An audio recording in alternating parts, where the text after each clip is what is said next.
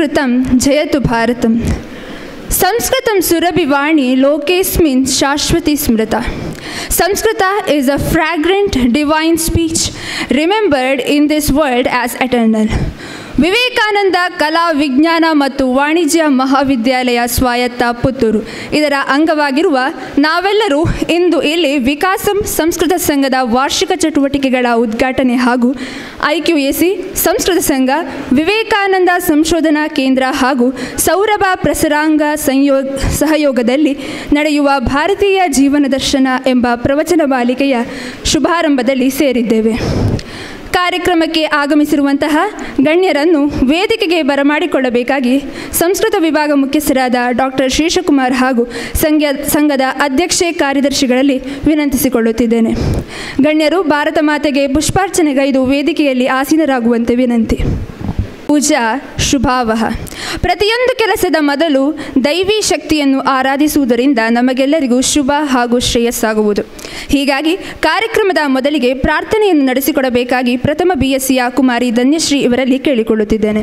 ಭಜ ಮಾನಸ ವಿಘ್ನೇಶ್ವರ ಮನೀಶಂ, ಭಜ ಮಾನಸ ವಿಘ್ನೇಶ್ವರ ಮನೀಶಂ, ಭಜ ಪೂರ್ವಾಪರ್ಣ ಸದನ ಗಣೇಶಂ, ಭಜ ಮಾನಸ ವಿಘ್ನೇಶ್ವರ ಮನೀಶಂ, ಭಜ ಪೂರ್ವಾಪರ್ಣ ಸದನ ಗಣೇಶಂ, ಭಜ ಮಾನಸ ವಿಘ್ನೇಶ್ವರ ಮನೀಶಂ.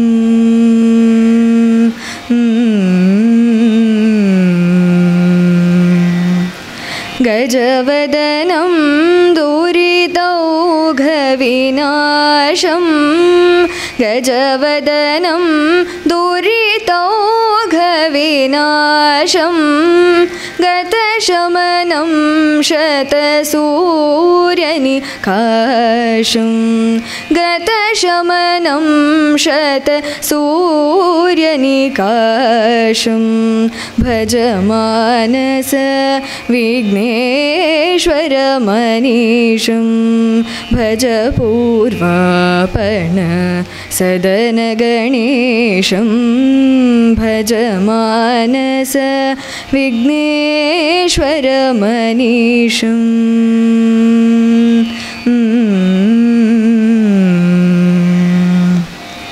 ವರದಂ ಜನಶರಣಂ ಭಯಹರಣಂ, ವರದಂ ಜನಶರಣಂ ಭಯಹರಣಂ, ವರಮುನಿಮಾನಸ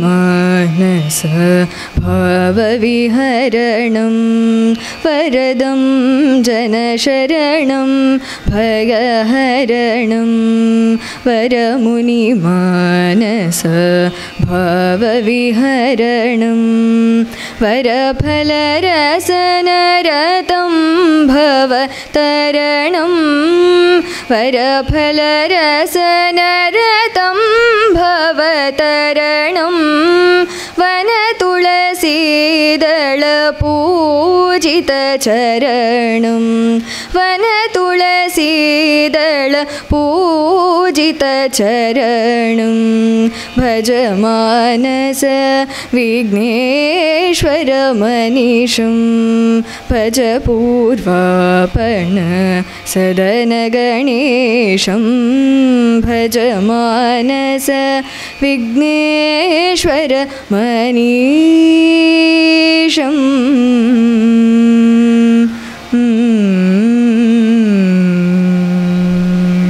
ಧನ್ಯವಾದಗಳು ಧನ್ಯಶ್ರೀ. ಕಾರ್ಯಕ್ರಮಕ್ಕೆ ಆಗಮಿಸಿದ ಸರ್ವರನ್ನು ಸ್ವಾಗತಿಸಬೇಕಾಗಿ ಸಂಸ್ಕೃತ ವಿಭಾಗ ಮುಖ್ಯಸ್ಥರಾದ ಡಾಕ್ಟರ್ ಶೇಷಕುಮಾರ್ ಇವರಲ್ಲಿ ಕೇಳಿಕೊಳ್ಳುತ್ತಿದ್ದೇನೆ.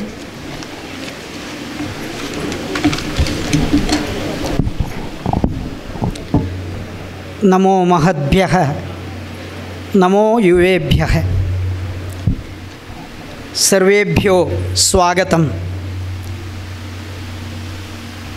ಐಬೋಃ ಮಂಚೆ ವಿರಾಜಮಾನಾಃ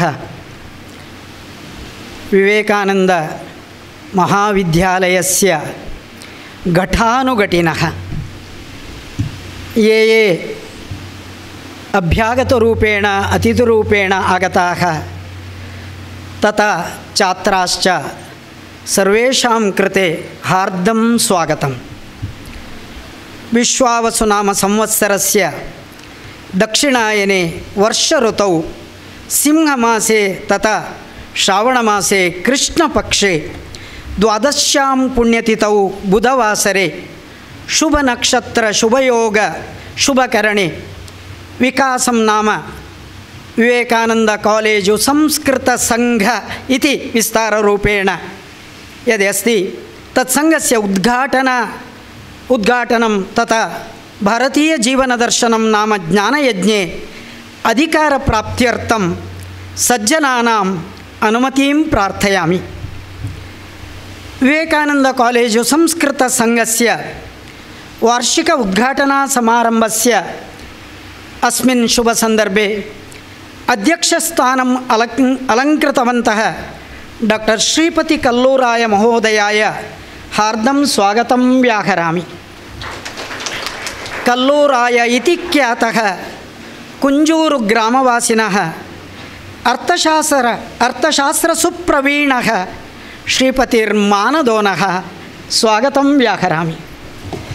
कार्यक्रमे अभ्यागतरूपेण आगतवन्तः अस्माकं विद्यालयस्य संचालकः श्री मुरलीकृष्ण के.एन्. महोदयाय हार्दं स्वागतं व्याहरामि। मुरलीकृष्णनामोऽयं न्यायशास्त्रविशारदः संचालने महाशूरः चळ्ळङ्गारु निवासिनः हार्दं स्वागतं व्याहरामि। अस्मिन् कार्यक्रमे आडಳಿतव्यवहारे सदस्यरूपेण कार्यनिर्वहणे सदारतः श्रीमती शुभ अडिग नाम विख्यातो मातास्वरूपीं स्वागतं व्याहरामि। चिदंबरस्य सा पत्नी यक्षगान विशारदा कलानैपुण्यरूपोऽयं दुर्गा त्वां सद्गुणार्णवे हार्दं स्वागतं व्याहरामि। उद्देशपूर्वकेण अन्तिमे एव महोदयस्य यानि तस्य विशेषगुणानि तानि सर्वाणि तदनन्तरे एव वदामि। कार्यक्रमे प्राचार्यः डॉक्टर श्रीधर नायक महोदयः अभ्यागतरूपेण आगतवन्तः अस्मिन् सन्दर्भे स्वागतं व्याहरामि। इतिहासप्रमाणज्ञः सर्वशास्त्रविशारदः नित्यशुद्धहस्ताय श्रीधराय नमो नमः स्वागतं व्याहरामि भो। अस्मिन् शुभ संदर्भे यानि तत्र ये अभ्यागताः सन्ति तन्मध्ये इंद्ररूपेण अथवा ब्रह्मरूपेण एकः महानुभावः उपस्थितः। तस्य नाम डॉक्टर बेना विजयींद्र आचार्यः इति। कन्नಡ ಭಾಷೆಯಲ್ಲಿ ಹೇಳಬೇಕಾ ಅರ್ಥ ಆಗ್ತದ? ಅರ್ಥ ಆಗ್ತದೆ, ನಾಮಪದಗಳು ಮಾತ್ರ ಇರೋದು. ವಿಜಯೀಂದ್ರ ಆಚಾರ್ಯರು ಬೆಂಗಳೂರಿನ ಪೂರ್ಣಪ್ರಜ್ಞ ವಿದ್ಯಾಪೀಠದಲ್ಲಿ 12 ವರ್ಷಗಳಷ್ಟು ಕಾಲ ನಿರಂತರವಾಗಿ ಶಾಸ್ತ್ರಾಧ್ಯಯನ ಮಾಡಿದವರು. ನಮ್ಮಲ್ಲಿ ಏಕಜನ್ಮನಿ ಏಕಏವ ಶಾಸ್ತ್ರಂ ಅಂತ ಒಂದು ಮಾತಿದೆ. ಇದು ಪಾಣಿನಿ ಪತಂಜಲಿ ಪರಂಪರೆಯಲ್ಲಿ ಬೆಳೆದು ಬಂದದ್ದು. ಆದರೆ ಇವತ್ತು ಹಾಗೆ ಬದುಕಲಿಕ್ಕೆ ಆಗೋದಿಲ್ಲ. ಇವತ್ತು ಮಾಸ್ಟರ್ ಆಫ್ ಆಲ್ ಆಗಬೇಕಾದರೆ ಆಗ್ತಾ ಇಲ್ಲ, ಜಾಕ್ ಆಫ್ ಆಲ್ ಆಗ್ತಾ ಇದ್ದೇವೆ, ಮಾಸ್ಟರ್ ಆಫ್ ನನ್ ಆಗ್ತಾ ಇದ್ದೇವೆ. ಆದರೆ ವಿದ್ಯಾಪೀಠದ ಒಂದು ಪರಂಪರೆ ಇದೆ. ಪೂಜ್ಯ ವಿಶ್ವೇಶತೀರ್ಥ ಶ್ರೀಪಾದಂಗಳವರು, ನಾವು ಖುಷಿ ಪಡಬೇಕು, ಒಂದು ಕಾಲಕ್ಕೆ ಅವರು ಪುತ್ತೂರು ತಾಲೂಕಿನವರು ಅಂತ. ಆ ರಾಮಕುಂಜಕ್ಕೆ ತುಂಬ ಚಂದದ ಹೆಸರಿತ್ತು. 2 ನದಿಗಳ ಮಧ್ಯದಲ್ಲಿ ಇರುವ ತುಂಬ ಚಂದದ ಊರು ರಾಮಕುಂಜ. ಆ ರಾಮಕುಂಜದ ವಿಶ್ವೇಶತೀರ್ಥರು ಸ್ಥಾಪನೆ ಮಾಡಿದ ಪೂರ್ಣಪ್ರಜ್ಞ ವಿದ್ಯಾಪೀಠದಲ್ಲಿ ಶ್ರೀ ಆಚಾರ್ಯರು ಅಧ್ಯಯನ ಮಾಡ್ತಾರೆ. ಶಾಸ್ತ್ರಗಳ ಆಲೋಚನೆಯಲ್ಲಿ ದ್ವೈತ ಪರಂಪರೆಯಲ್ಲಿ ಅಟ್ಮೋಸ್ಟ್ ಅಂದರೆ ನ್ಯಾಯಸುಧ ಪರೀಕ್ಷೆಯಲ್ಲಿ ಪಾಸಾಗೋದು. ಅದು ಅಷ್ಟು ಸುಲಭ ಅಲ್ಲ. ಎಲ್ಲಿ ಗುರುಗಳು ಸಂಚಾರ ಮಾಡ್ತಾರೆ ಅವರೊಟ್ಟಿಗೆ ಹೋಗಬೇಕು. ಅದೊಂಥರ ಪ್ರಾಚೀನ ಪದ್ಧತಿ. ಅವರಿಗೆ ಯಾವಾಗ ಪುರ್ಸೊತ್ತು ಇರ್ತದೋ ಆಗ ಬ್ಲಾಕ್ ಆದ್ದನ್ನು ಓಪನ್ ಮಾಡಬೇಕು. ಯಾವುದೋ ಕಾರ್ಯಕ್ರಮಗಳಲ್ಲಿದ್ದ ಮಧ್ಯೆಯೂ ಕೂಡ ಪೂಜ್ಯ ಶ್ರೀಗಳು ಪಾಠ ಮಾಡ್ತಾಯಿದ್ರು. ಇದೆಲ್ಲದರ ಮಧ್ಯದಲ್ಲಿ ನ್ಯಾಯಸುಧ ಪಾಠವನ್ನು ತನ್ನದನ್ನಾಗಿ ಮಾಡಿಕೊಂಡು ಸಮಾವರ್ತನ ಮಾಡಿಕೊಂಡು ಆಚಾರ್ಯರು ಮತ್ತೆ ತಮ್ಮ ಊರಿಗೆ ಹೊರಡ್ತಾರೆ. ಮೈಸೂರಿನ ಸಮೀಪದ ಹುಣಸೂರಿಗೆ ಹೋಗ್ತಾರೆ. ಸ್ಪಷ್ಟವಾಗಿ ವಿಶ್ವೇಶತೀರ್ಥರ ಆಲೋಚನೆ ಏನು ಅಂತ ನಿಮಗೆಲ್ಲರಿಗೂ ಗೊತ್ತಿತ್ತು. ಅದು ಒಂದು ರೀತಿಯ ಅಧ್ಯಾತ್ಮದ ಸಮಾಜೋದ್ಧಾರ. ಆ ಆಲೋಚನೆಯಲ್ಲಿ ಇವರು ಆಂಬ್ರಣಿ ಅಂತ ಹೇಳುವ ಒಂದು ಗುರುಕುಲವನ್ನು ಸ್ಥಾಪನೆ ಮಾಡ್ತಾರೆ. ಇವತ್ತು ಆಲೋಚನೆ ಮಾಡಿ, ಅಪ್ಪ ಅಮ್ಮನಿಗೆ 2 ಮಕ್ಕಳನ್ನು ಸಾಕೋದು ಕಷ್ಟ ಅಂತ ಹೇಳುವ ಇವತ್ತಿನ ದಿನಗಳಲ್ಲಿ 25 ಹೆಣ್ಣು ಮಕ್ಕಳನ್ನು ಅಶನ ವಸನ ವಸತಿ ಎಲ್ಲವನ್ನು ಒದಗಿಸುವುದರ ಮೂಲಕ ಅವರಿಗೊಂದು ಶ್ರೇಷ್ಠವಾದ ಶಿಕ್ಷಣ ಕೊಡುವುದಕ್ಕೆ ಪ್ರಯತ್ನವನ್ನು ಮಾಡ್ತಾರೆ. ನಾನು ಯಾವತ್ತೂ ಕಾಲೇಜಲ್ಲಿ ನನ್ನ ಸಂಸ್ಕೃತದ ಮಕ್ಕಳಿಗೆ ಹೇಳಲಿಕ್ಕುಂಟು, ಫಸ್ಟಿಗೆ ಮ್ಯಾನರ್ಸ್ ಕಲೀರಿ ಮತ್ತೆ ಕಾಲೇಜಿಗೆ ಬನ್ನಿ ಅಂತ.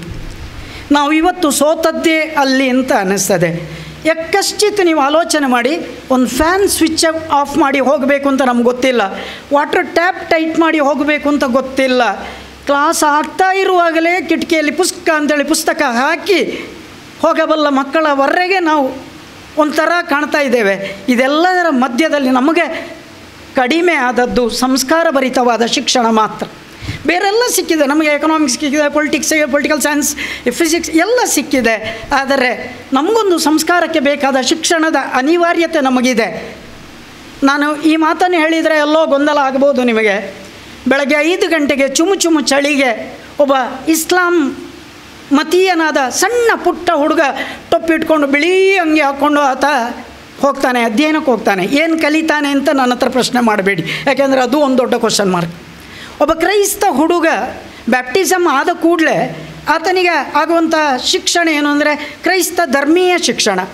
ಆಲೋಚನೆ ಮಾಡಿ, ಒಬ್ಬ ಕ್ರೈಸ್ತನ ಮನೆಯಲ್ಲಿ ಬೈಬಲ್ ಇದೆ, ಒಬ್ಬ ಮುಸಲ್ಮಾನನ ಮನೆಯಲ್ಲಿ ಕಿತಾಬ್ ದಪ್ಪದ್ದಿದೆ, ಕುರಾನ್ ಇದೆ. ಎಷ್ಟು ಜನರ ಮನೆಯಲ್ಲಿ ಭಗವದ್ಗೀತೆ ಇದೆ ಅಂತ ಗಟ್ಟಿಯಾಗಿ ಹೇಳ್ತೀರಾ ಮಕ್ಕಳೇ? ಭಗವದ್ಗೀತೆಯ ಹೆಸರಲ್ಲಿ ಸತ್ಯ ಹೇಳಿ. ಇಲ್ಲ, ನಮ್ಮ ಕೈ ಎತ್ತಲಿಕ್ಕೆ ಕಷ್ಟ ಆಗ್ತಾ ಇದೆ. ಒಂದು 10 ಕೈ ಮೇಲೆ ಎತ್ತುತ್ತದೆ. Okay, thank you. ಆಲೋಚನೆ ಮಾಡ್ತಾ ಹೋಗಿ, ಯಾಕೆ ನಮಗೆ ಹೀಗಾಯಿತು? ನಮ್ಮ ಕಾರಲ್ಲಿ, ನಮ್ಮಲ್ಲಿ ಎಲ್ಲದರಲ್ಲೂ ಭಗವದ್ಗೀತೆ ಇರಬೇಕಿತ್ತು. ಅವ ಸಂಚಾಲನ ಮಾಡುವವ. ಆದರೆ ನಮ್ಮ ಮಕ್ಕಳಿಗೆ ಆ ಆಲೋಚನೆಗಳು ಸಿಗಲಿಲ್ಲ. ಈ ದೃಷ್ಟಿಯಿಂದ ಸಂಸ್ಕೃತ ಸಂಘದಲ್ಲಿ ಇಂಥ ಮಹಾನುಭಾವರು ಬರಬೇಕು ಅಂತ ಹೇಳುವ ಕಾರಣಕ್ಕೆ ಹುಡುಕಾಟ ಮಾಡ್ತಾಯಿದ್ವಿ. ದೇವರೇ ಕಳಿಸಿಕೊಟ್ಟ ಕೆಮ್ಮಾಯಿಯಲ್ಲಿ ಭಾಗವತ ಪ್ರವಚನ ಆಗ್ತಾಯಿದೆ ಪುಣ್ಯಾತ್ಮರಿಂದ. ಆಗ ನಾನು ಸಂಚಾಲಕರ ಹತ್ರ ಕೇಳಿದೆ, ಸರ್ ಹೀಗೊಬ್ಬರು ಇದ್ದಾರೆ, ಇಲ್ಲೇ ಇದ್ದಾರೆ ಸರ್, ಕರ್ಕೊಂಡು ಬರುವನ ಅಂತ. ನನಗೆ ಭಾಳ ಕಾಲದಿಂದ ಸಂಸ್ಕೃತ ಸಂಘ ಅದೊಂಥರ ICU ಅಲ್ಲಿತ್ತು, ಆಕ್ಸಿಜನ್ ಕೊಡುವ ಸ್ಥಿತಿಯಲ್ಲೇ ಇತ್ತು. 4 ವರ್ಷ ಆಯಿತು ಸರಿಕಟ್ಟಾಗಿ ಸಂಸ್ಕೃತ ಸಂಘದ ಪ್ರೋಗ್ರಾಮೇ ಆಗಲಿಲ್ಲ. ಖಂಡಿತ ನಾನು ಹೇಳಬಲ್ಲೆ, ಒಂದು ಕಾಲಕ್ಕೆ ಏನಾಗ್ತಿತ್ತು ಅಂತ ಎಲ್ರಿಗೂ ಗೊತ್ತಿಲ್ಲ, ಆಗ್ತಾನೇ ಇಲ್ಲ. ಯಾಕೆ ಅಂತ ಗೊತ್ತಿಲ್ಲ. ಅದೊಂಥರ ರಾಹು ದೇಶೆಯೋ ಕೇತುವೋ ಶನಿಯೋ ಗೊತ್ತಿಲ್ಲ, ಆಗಲಿಲ್ಲ. ಆದರೆ ಮತ್ತೆ ಸರ್ ಹತ್ರ ಹೋಗಿ ಹೇಳಿದೆ, ಇಲ್ಲ ಸರ್ ನಾವು ಮಾಡಬೇಕು ಅಂತ ಹೇಳುವಾಗ ಪ್ರೀತಿಯಿಂದ ಬೆಂಬಲ ಕೊಟ್ಟು ಆಚಾರ್ಯ ಇವತ್ತು ಇಲ್ಲಿಗೆ ಬರುವುದಕ್ಕೆ ಕಾರಣರಾಗಿದ್ದೀರಿ. ನಿಮಗೂ ಪ್ರೀತಿಯಿಂದ ಗೌರವದಿಂದ ಕೃತಜ್ಞತೆಗಳನ್ನು ಹೇಳ್ತಾ, ಆಚಾರ್ಯರು ವಿದ್ಯಾಪೀಠದ ಶಿಕ್ಷಣ ಮುಗಿಸಿ ಒಂದಷ್ಟು ಗುರುಕುಲ ಪರಂಪರೆಯನ್ನು ಬೆಳೆಸ್ತಾರೆ. ನಮಗೆ ಖುಷಿ ಪಡುವಷ್ಟು ಗ್ರಂಥಗಳನ್ನು ಸಮಾಜಕ್ಕೆ ನೀಡಿದ್ದಾರೆ. ನಮ್ಮ ಎಲ್ಲ ಹೆಣ್ಣುಮಕ್ಕಳು ಓದಬೇಕಾದಂಥ ಸ್ತ್ರೀ ಧರ್ಮ ಅಂತ ನಾನು ಯಾವತ್ತೂ ಹೇಳಿಕೊಂಡು, ಕದ್ದಾದರೂ ಈ ಪುಸ್ತಕವನ್ನು ಓದಬೇಕು, ಓದಿ ಆದಮೇಲೆ ಎಲ್ಲಿಂದ ಕದ್ದರೋ ಅಲ್ಲೇ ತಗೊಂಡೋಗಿ ಇಡಬೇಕು. ಅರ್ಥ ಆಗ್ತಾವಲ್ಲ? ಅಷ್ಟು ಶ್ರೇಷ್ಠವಾದಂಥ ಗ್ರಂಥಗಳನ್ನೆಲ್ಲ ಸಮಾಜಕ್ಕೆ ಕೊಟ್ಟಂತಹ ಮಹಾನುಭಾವರು ಇವರು.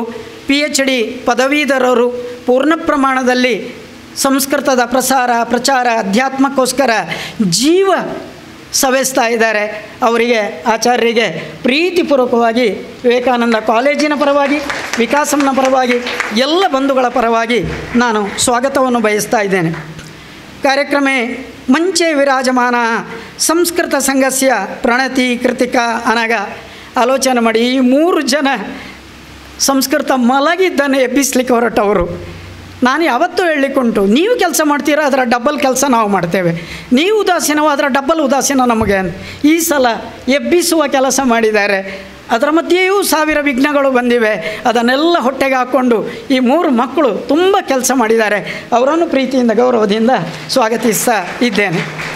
ವಿವೇಕಾನಂದ ಕಾಲೇಜಿನ ವಿಶ್ರಾಂತ ಪ್ರಾಂಶುಪಾಲರುಗಳು ಪ್ರೊಫೆಸರ್ ವೇದವ್ಯಾಸರು, ಡಾಕ್ಟರ್ ಮಾಧವ ಭಟ್ರು, ಈ ಪರಂಪರೆಯಲ್ಲಿ ತುಂಬ ಕೆಲಸ ಮಾಡಿದ ಡಾಕ್ಟರ್ ಮೇಡಮ್ ರಜನಿ,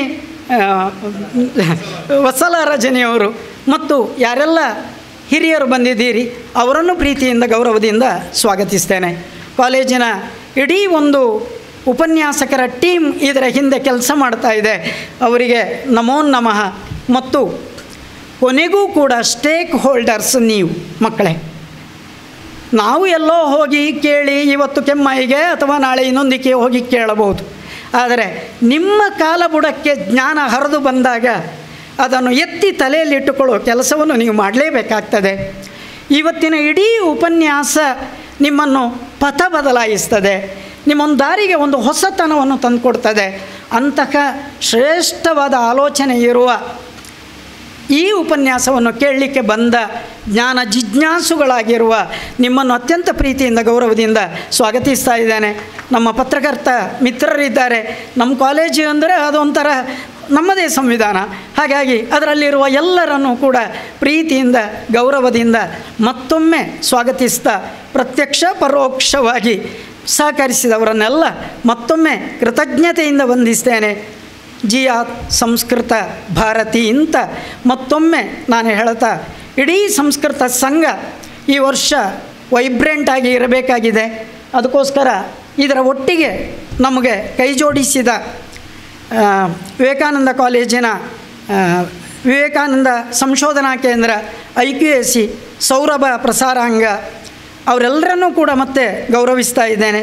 ಅದರ ಒಟ್ಟಿಗೆ ಡಾಕ್ಟರ್ ವಿಜಯ ಸರಸ್ವತಿಯವರು, ಡಾಕ್ಟರ್ ಶ್ರೀಕೃಷ್ಣ ಗಣರಾಜ್ ಭಟ್ರು, ಡಾಕ್ಟರ್ ಮನಮೋಹನ್ರು, ಡಾಕ್ಟರ್ ರವಿಕಲಾ ಇವರೆಲ್ಲ ನಮ್ಮೊಟ್ಟಿಗೆ ನಿರಂತರವಾಗಿ ಬೆಂಬಲಿಸ್ತಾ ಇದ್ದಾರೆ.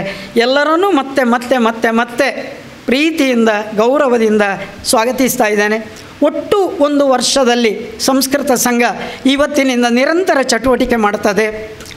ಇನ್ನು ಮುಂದಿನ ದಿನಗಳಲ್ಲಿ ಸಂಸ್ಕೃತದ ಆಲೋಚನೆಗಳಲ್ಲಿ ಲೀಡರ್ಶಿಪ್ಪಿನ ಪರಿಕಲ್ಪನೆ ಇಟ್ಕೊಂಡು ರಾಮ, ಕೃಷ್ಣ, ಚಾಣಕ್ಯ ಮತ್ತು ಧರ್ಮರಾಯ ಅಥವಾ ಭೀಷ್ಮ ಈ ಆಲೋಚನೆಯಲ್ಲಿ 1 ದಿನಗಳ ಪೂರ್ಣ ಪ್ರಮಾಣದ ಒಂದು ಲೀಡರ್ಶಿಪ್ ಪರಿಕಲ್ಪನೆ ಇಟ್ಕೊಂಡು ಒಂದು ಸೆಮಿನಾರ್ ಮಾಡೋದಕ್ಕೆ ಸಿದ್ಧತೆ ಮಾಡ್ತಾ ಇದ್ದೇವೆ. ಇಂಡಿಯನ್ ನಾಲೆಜ್ ಸಿಸ್ಟಮ್ ಮೇಲೆ ಒಂದು ಪೂರ್ಣ ದಿನ ಸೆಕೆಂಡ್ ಸೆಮ್ಮಲ್ಲಿ ಮಾಡಬೇಕು ಅಂತ ನಿಶ್ಚಯ ಮಾಡಿದ್ದೇವೆ. ಸಂಸ್ಕೃತೋತ್ಸವ ಮಾಡಬೇಕು, ಶ್ರವಣ ಮಾಸ, ಶ್ರಾವಣ ಯೋಗ್ಯವಾದ ಮಾಸ, ಈ ಪರಂಪರೆಯನ್ನು ಮಾಡಬೇಕು. ಅದಕ್ಕೆ ನಿಮ್ಮ ಬೆಂಬಲ ಇರಲಿ ಅಂತ ನಿಮ್ಮಲ್ಲಿ ಪ್ರೀತಿಯಿಂದ ನಿವೇದನೆ ಮಾಡಿಕೊಂಡು ನನ್ನ ಮಾತುಗಳನ್ನು ಮುಗಿಸ್ತೇನೆ. ನಮಸ್ಕಾರ. ಧನ್ಯವಾದಗಳು ಸರ್. ಸರ್ವರನ್ನು ಸ್ವಾಗತಿಸಿ ನಮ್ಮೊಂದಿಗಿದ್ದು ಸಂಸ್ಕೃತ ಸಂಘದ ಬೆನ್ನೆಲುಬಿನಂತೆ ನಿಂತಿರುವ ಸಂಸ್ಕೃತ ವಿಭಾಗದ ಮುಖ್ಯಸ್ಥರಾದ ಡಾಕ್ಟರ್ ಶ್ರೀಶಕುಮಾರ್ ಸರ್, ನಿಮಗೂ ಆತ್ಮೀಯವಾದ ಸ್ವಾಗತ. ದೀಪಂ ಸರಸ್ವತಿ ರೂಪಂ ದೀಪಜ್ಯೋತಿ ಪರಂ ಜ್ಯೋತಿ ದೀಪಜ್ಯೋತಿ ಜನಾರ್ದನ ದೀಪೋ ಹರತು ಮೇ ಪಾಪಂ ದೀಪಂ ಜ್ಯೋತಿ ನಮೋಸ್ತುತೆ. ದೀಪವು ಜ್ಞಾನದ ಸಂಕೇತ ಹಾಗೂ ಅಜ್ಞಾನದ ಅಂಧಕಾರವನ್ನು ದೂರ ಮಾಡುವ ಶಕ್ತಿಯನ್ನು ಹೊಂದಿದೆ. ಹೀಗಾಗಿ ಈ ಕಾರ್ಯಕ್ರಮದ ಹಾಗೂ ಈ ವರ್ಷದ ಸಂಘದ ವಾರ್ಷಿಕ ಚಟುವಟಿಕೆಗಳ ಶುಭಾರಂಭವನ್ನು ದೀಪ ಪ್ರಜ್ವಲನೆಯ ಮೂಲಕ ನಡೆಸಿಕೊಡಬೇಕಾಗಿ ಗಣ್ಯರಲ್ಲಿ ಕೇಳಿಕೊಳ್ಳುತ್ತಿದ್ದೇನೆ.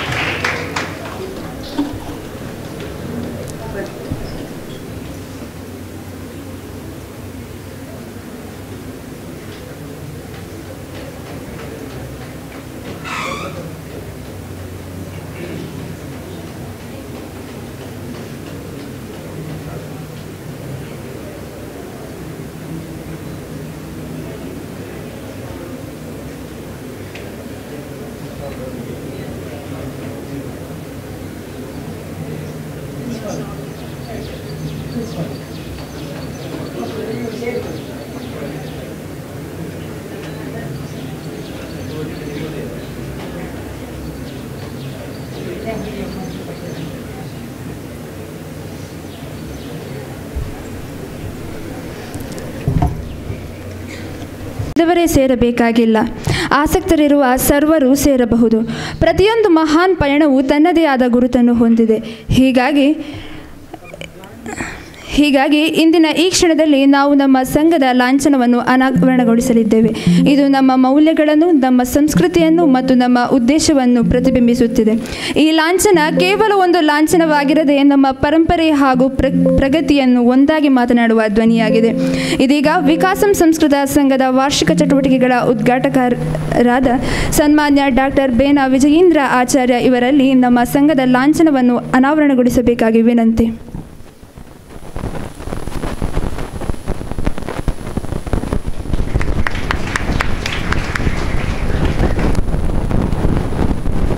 ಉದಯಿಸುವ ಸೂರ್ಯನು ಕೇವಲ ಬೆಳಕನ್ನು ಮಾತ್ರ ನೀಡದೆ ಜ್ಞಾನ ಪ್ರಕಾಶವನ್ನು ಹರಡುತ್ತಾನೆ.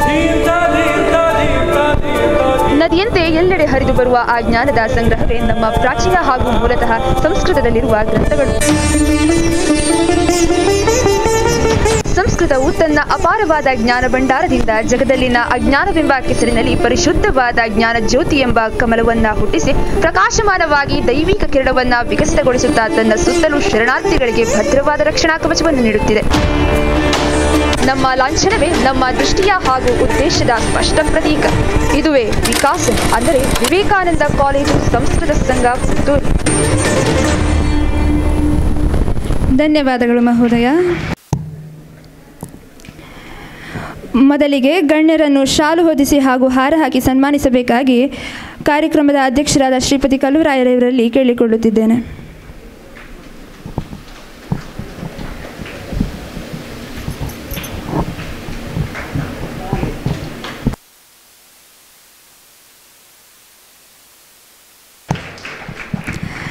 ಸಂಚಾಲಕರಾದ ಶ್ರೀ ಮುರಳೀಕೃಷ್ಣ ಇವರಲ್ಲಿ ಫಲಸಮರ್ಪಿಸಬೇಕಾಗಿ ಕೇಳಿಕೊಳ್ಳುತ್ತಿದ್ದೇನೆ. ಅದರಂತೆಯೇ ಕಾಲೇಜು ಆಡಳಿತ ಮಂಡಳಿಯ ಸದಸ್ಯರಾದ ಶ್ರೀಮತಿ ಶುಭಾ ಅಡಿಗ ಇವರಲ್ಲಿ ಸ್ಮರಣಿಕೆ ನೀಡಬೇಕಾಗಿ ವಿನಂತಿಸುತ್ತಾ, ಗಣ್ಯರಿಗೆ ಪುಸ್ತಕ ನೀಡಬೇಕಾಗಿ ಕಾಲೇಜು ಪ್ರಾಂಶುಪಾಲರಾದ ಡಾಕ್ಟರ್ ಶ್ರೀಧರ್ ನಾಯ್ಕ್ ಇವರಲ್ಲಿ ಕೇಳಿಕೊಳ್ಳುತ್ತಿದ್ದೇನೆ.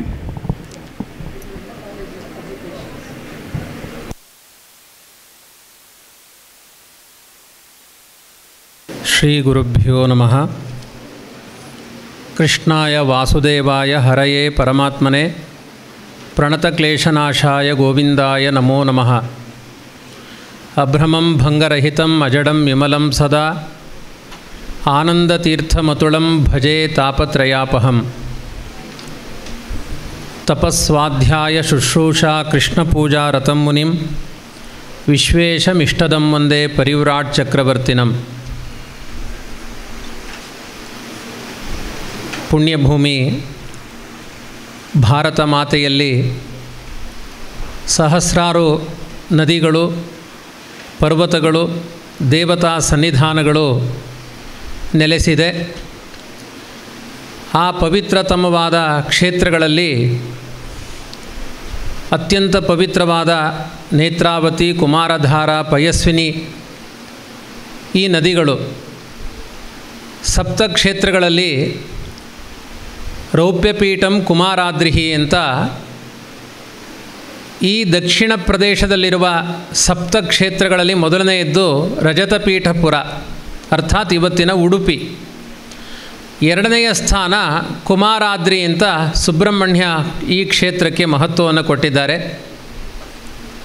ಬಹುತೇಕ ಇದರಂತಹ ಪುಣ್ಯತಮವಾದ ಭೂಮಿ ಎಲ್ಲಿ ಹುಡುಕಿದರೂ ಕೂಡ ಸಿಗಲಿಕ್ಕೆ ಸಾಧ್ಯ ಇಲ್ಲ. ಆ ಭೂಮಿ, ನೆಲ, ಜಲ, ಭಾಷೆಗಳು, ಅದರ ಸೊಗಡು, ಅದರ ಮಹಿಮೆಗಳು ಎಲ್ಲವನ್ನೂ ಅರ್ಥ ಮಾಡಿಕೊಳ್ಳಿಕ್ಕೆ ಯೋಗ್ಯವಾದ ಸ್ಥಳ ಇದು.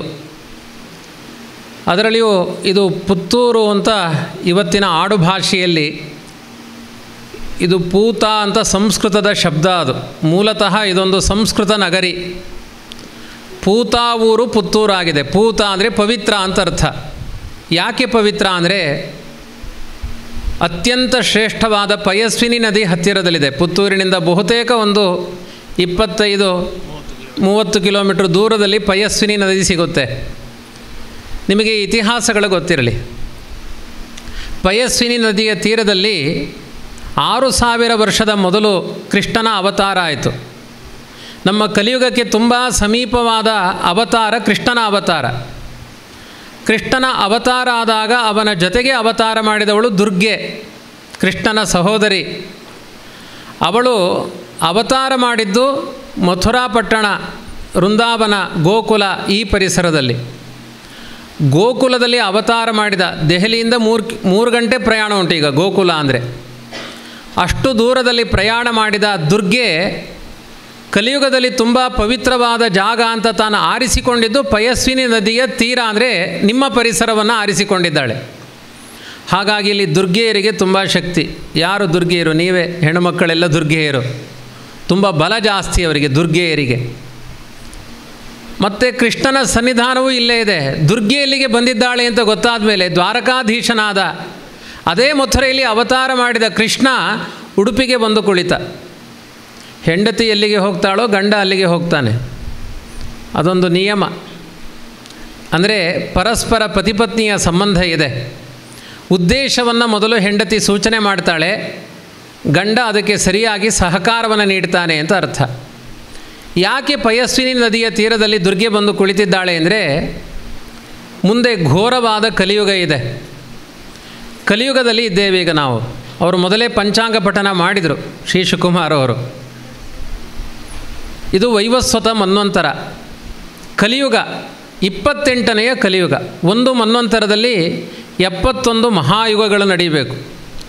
ಅದರಲ್ಲಿ 28ನೆಯ ಮಹಾಯುಗದ ಆರಂಭದಲ್ಲಿದ್ದೇವೆ ನಾವು, ಅಂದರೆ ಕಲಿಯುಗದ ಆರಂಭದಲ್ಲಿದ್ದೇವೆ. ಒಂದು ಕಲಿಯುಗ ಪೂರ್ಣ ಆಗಬೇಕು ಅಂದರೆ 4,32,000 ವರ್ಷ ಆಗಬೇಕು. ಈಗ ಇನ್ನೂ ಕಳೆದದ್ದು ಕಲಿಯುಗದಲ್ಲಿ 6,000 ವರ್ಷ ಮಾತ್ರ. ಇನ್ನು ನಮ್ಮ ಪಾಲಿಗೆ 4,26,000 ವರ್ಷ ಬಾಕಿ ಇದೆ ಕಲಿಯುಗ ಪೂರ್ಣ ಆಗಲಿಕ್ಕೆ.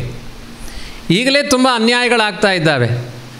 ಮುಂದೆ ಕಲಿಯುಗದಲ್ಲಿ ಘೋರವಾದ ಅನ್ಯಾಯಗಳನ್ನು ತಡೀಬೇಕು ಅಂತ ಪಯಸ್ವಿನಿಯ ನದಿಯ ಸನ್ನಿಧಾನದಲ್ಲಿ ದುರ್ಗೆ ಕೂತಿದ್ದಾಳಂತೆ.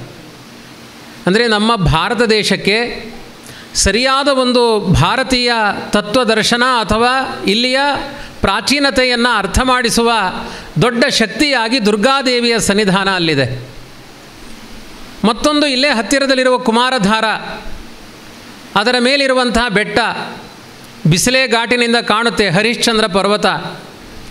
ಆ ಹರಿಶ್ಚಂದ್ರ ಪರ್ವತದಲ್ಲಿ ವಿಷ್ಣುತೀರ್ಥರು ಅಂತ ಈ ಮಣ್ಣಿನ ಅವತಾರ ಪುರುಷರು.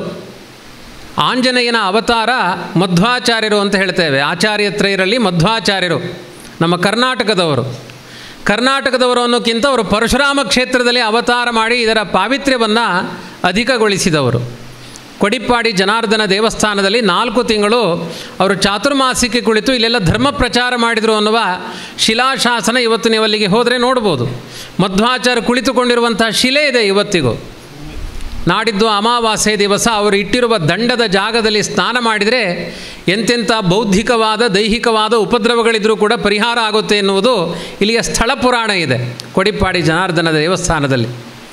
ಇಂಥ ಪವಿತ್ರವಾದ ಭೂಮಿ. ಅದಕ್ಕೋಸ್ಕರ ಪೂತಾ ಊರು ಪುತ್ತೂರು ಅಂತ ಆಗಿದೆ. ಪೂತ ಅಂದರೆ ಅತ್ಯಂತ ಪವಿತ್ರವಾದ ಊರು ಇದು, ಅದಕ್ಕೆ ಪೂತಾ ಊರು. ಇನ್ನೂ ಪಾವಿತ್ರ್ಯ ಏನಿದೆ? ನೇತ್ರಾವತಿ, ಕುಮಾರಾಧಾರ ನದಿಗಳಿದೆ. ಕಾರಣಿಕರಾದ ರುದ್ರದೇವರ ಸನ್ನಿಧಾನ ಇದೆ, ಸುಬ್ರಹ್ಮಣ್ಯನ ಸನ್ನಿಧಾನ ಇದೆ. ಹೀಗೆ ನೋಡಲಿಕ್ಕೆ ಹೋದರೆ ಎಲ್ಲ ದೇವತಾ ಸಮುಚ್ಚಯ ಇರುವಂತಹ ಅತ್ಯಂತ ಪವಿತ್ರತಮವಾದ ಜಾಗ ಇದು. ಕಲಿಯುಗದಲ್ಲಿ ಭಾವನೆಗಳ ಬೆಳೀಲಿಕ್ಕೆ ಮೆಡಿಸನ್ ಇಲ್ಲ. ನನಗೆ ಅಪ್ಪನಲ್ಲಿ ಗೌರವ ಹುಟ್ಟಬೇಕು, ಅಮ್ಮನಲ್ಲಿ ಗೌರವ ಹುಟ್ಟಬೇಕು, ಡಾಕ್ಟ್ರೇ ನನಗೊಂದು ಮಾತ್ರೆ ಕೊಡಿ ಅಂದರೆ ಎಲ್ಲಿಯಾದರೂ ಸಿಕ್ಕಿದರೆ ಕೊಡಿ, ನನ್ನ ಮಗನಿಗೂ ಭಾವನೆ ಇಲ್ಲ ನನ್ನ ಮೇಲೆ ಅಂತ ಡಾಕ್ಟ್ರ್ ಹೇಳುವ ಸ್ಥಿತಿ ಉಂಟು ಇವತ್ತು. ಆದರೆ ಭಾಗವತದಲ್ಲಿ ಹೇಳ್ತಾರೆ, ನೇತ್ರಾವತಿ ಜಲಪಾನೇನ ಪ್ರಾಯೋ ಭಕ್ತ ಭವಿಷ್ಯಂತಿ. ಯಾರು ನೇತ್ರಾವತಿ ನದಿ ನೀರನ್ನು ಪಾನ ಮಾಡ್ತಾರೆ ಪ್ರಾಯ ಅವರ ಭಾವಗಳು ಶುದ್ಧವಾಗಿರುತ್ತೆ, ಅವರ ಮನಸ್ಸು ಹಾಳಾಗಲ್ಲ. ಹಾಗಾಗಿ ಅಷ್ಟು ಪವಿತ್ರವಾದ, ಭಾಗವತದಲ್ಲಿ ವೇದವ್ಯಾಸ ದೇವರು ಪ್ರಶಂಸೆ ಮಾಡಿದ ಶ್ರೇಷ್ಠವಾದ ನದಿ ನೇತ್ರಾವತಿ ನದಿ. ವರಾಹನ ಆನಂದದ ಕಣ್ಣೀರಿನಿಂದ ಹುಟ್ಟಿರುವಂತಹ ನದಿ ಇದು. ವರಾಹ ಅನೇಕ ತೀರ್ಥಗಳನ್ನು ಸೃಷ್ಟಿ ಮಾಡಿದ. ನಯನಂ ಪ್ರಧಾನಂ ಅಂತ ಶ್ರೇಷ್ಠವಾದದ್ದು ಕಣ್ಣು.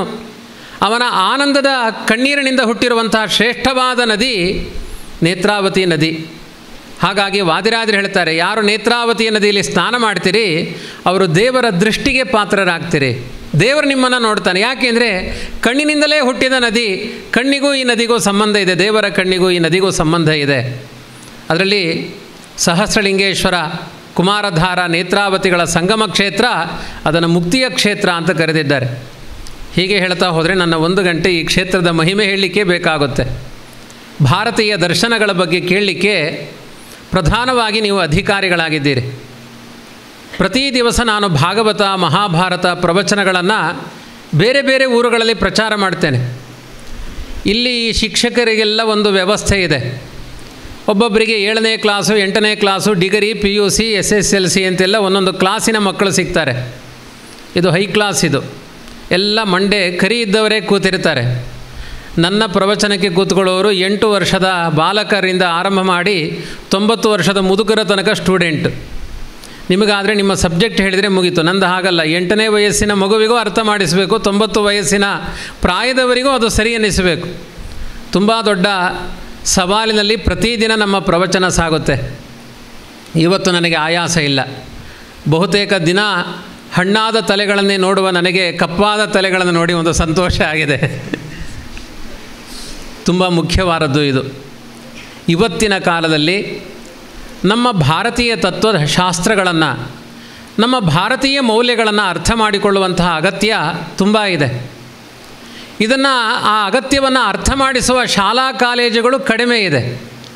ಅದರಲ್ಲಿ ಬಹುತೇಕ ಅತ್ಯಂತ ಸ್ವಚ್ಛವಾಗಿ ಭಾರತೀಯತೆಯನ್ನು ಪ್ರತಿಬಿಂಬಿಸುವಂತಹ ಶ್ರೇಷ್ಠವಾದ ಶಾಲೆ ಈ ವಿವೇಕಾನಂದ ಶಾಲೆ ಅಂತ ಹೇಳಲಿಕ್ಕೆ ತುಂಬ ಸಂತೋಷ ಆಗ್ತಾ ಇದೆ ನನಗೆ. ಯಾಕೆಂದರೆ ವಿವೇಕ ಇದ್ದರೆ ಆನಂದ, ವಿವೇಕವೇ ಇಲ್ಲ ಅಂದರೆ ಆನಂದ ಹೇಗೆ ಸಾಧ್ಯ? ಹಾಗಾಗಿ ವಿವೇಕದ ಜೊತೆಗೆ ಆನಂದದ ದಾರಿಯನ್ನು ತೋರಿಸುವಂತಹ ಶ್ರೇಷ್ಠವಾದ ಒಂದು ವಿದ್ಯಾಸಂಸ್ಥೆಯಾಗಿ ಅನೇಕ ದಶಕಗಳಿಂದ ಇದು ಬೆಳೀತಾ ಇರುವುದು ತುಂಬ ಸಂತೋಷದ ಸಂಗತಿ.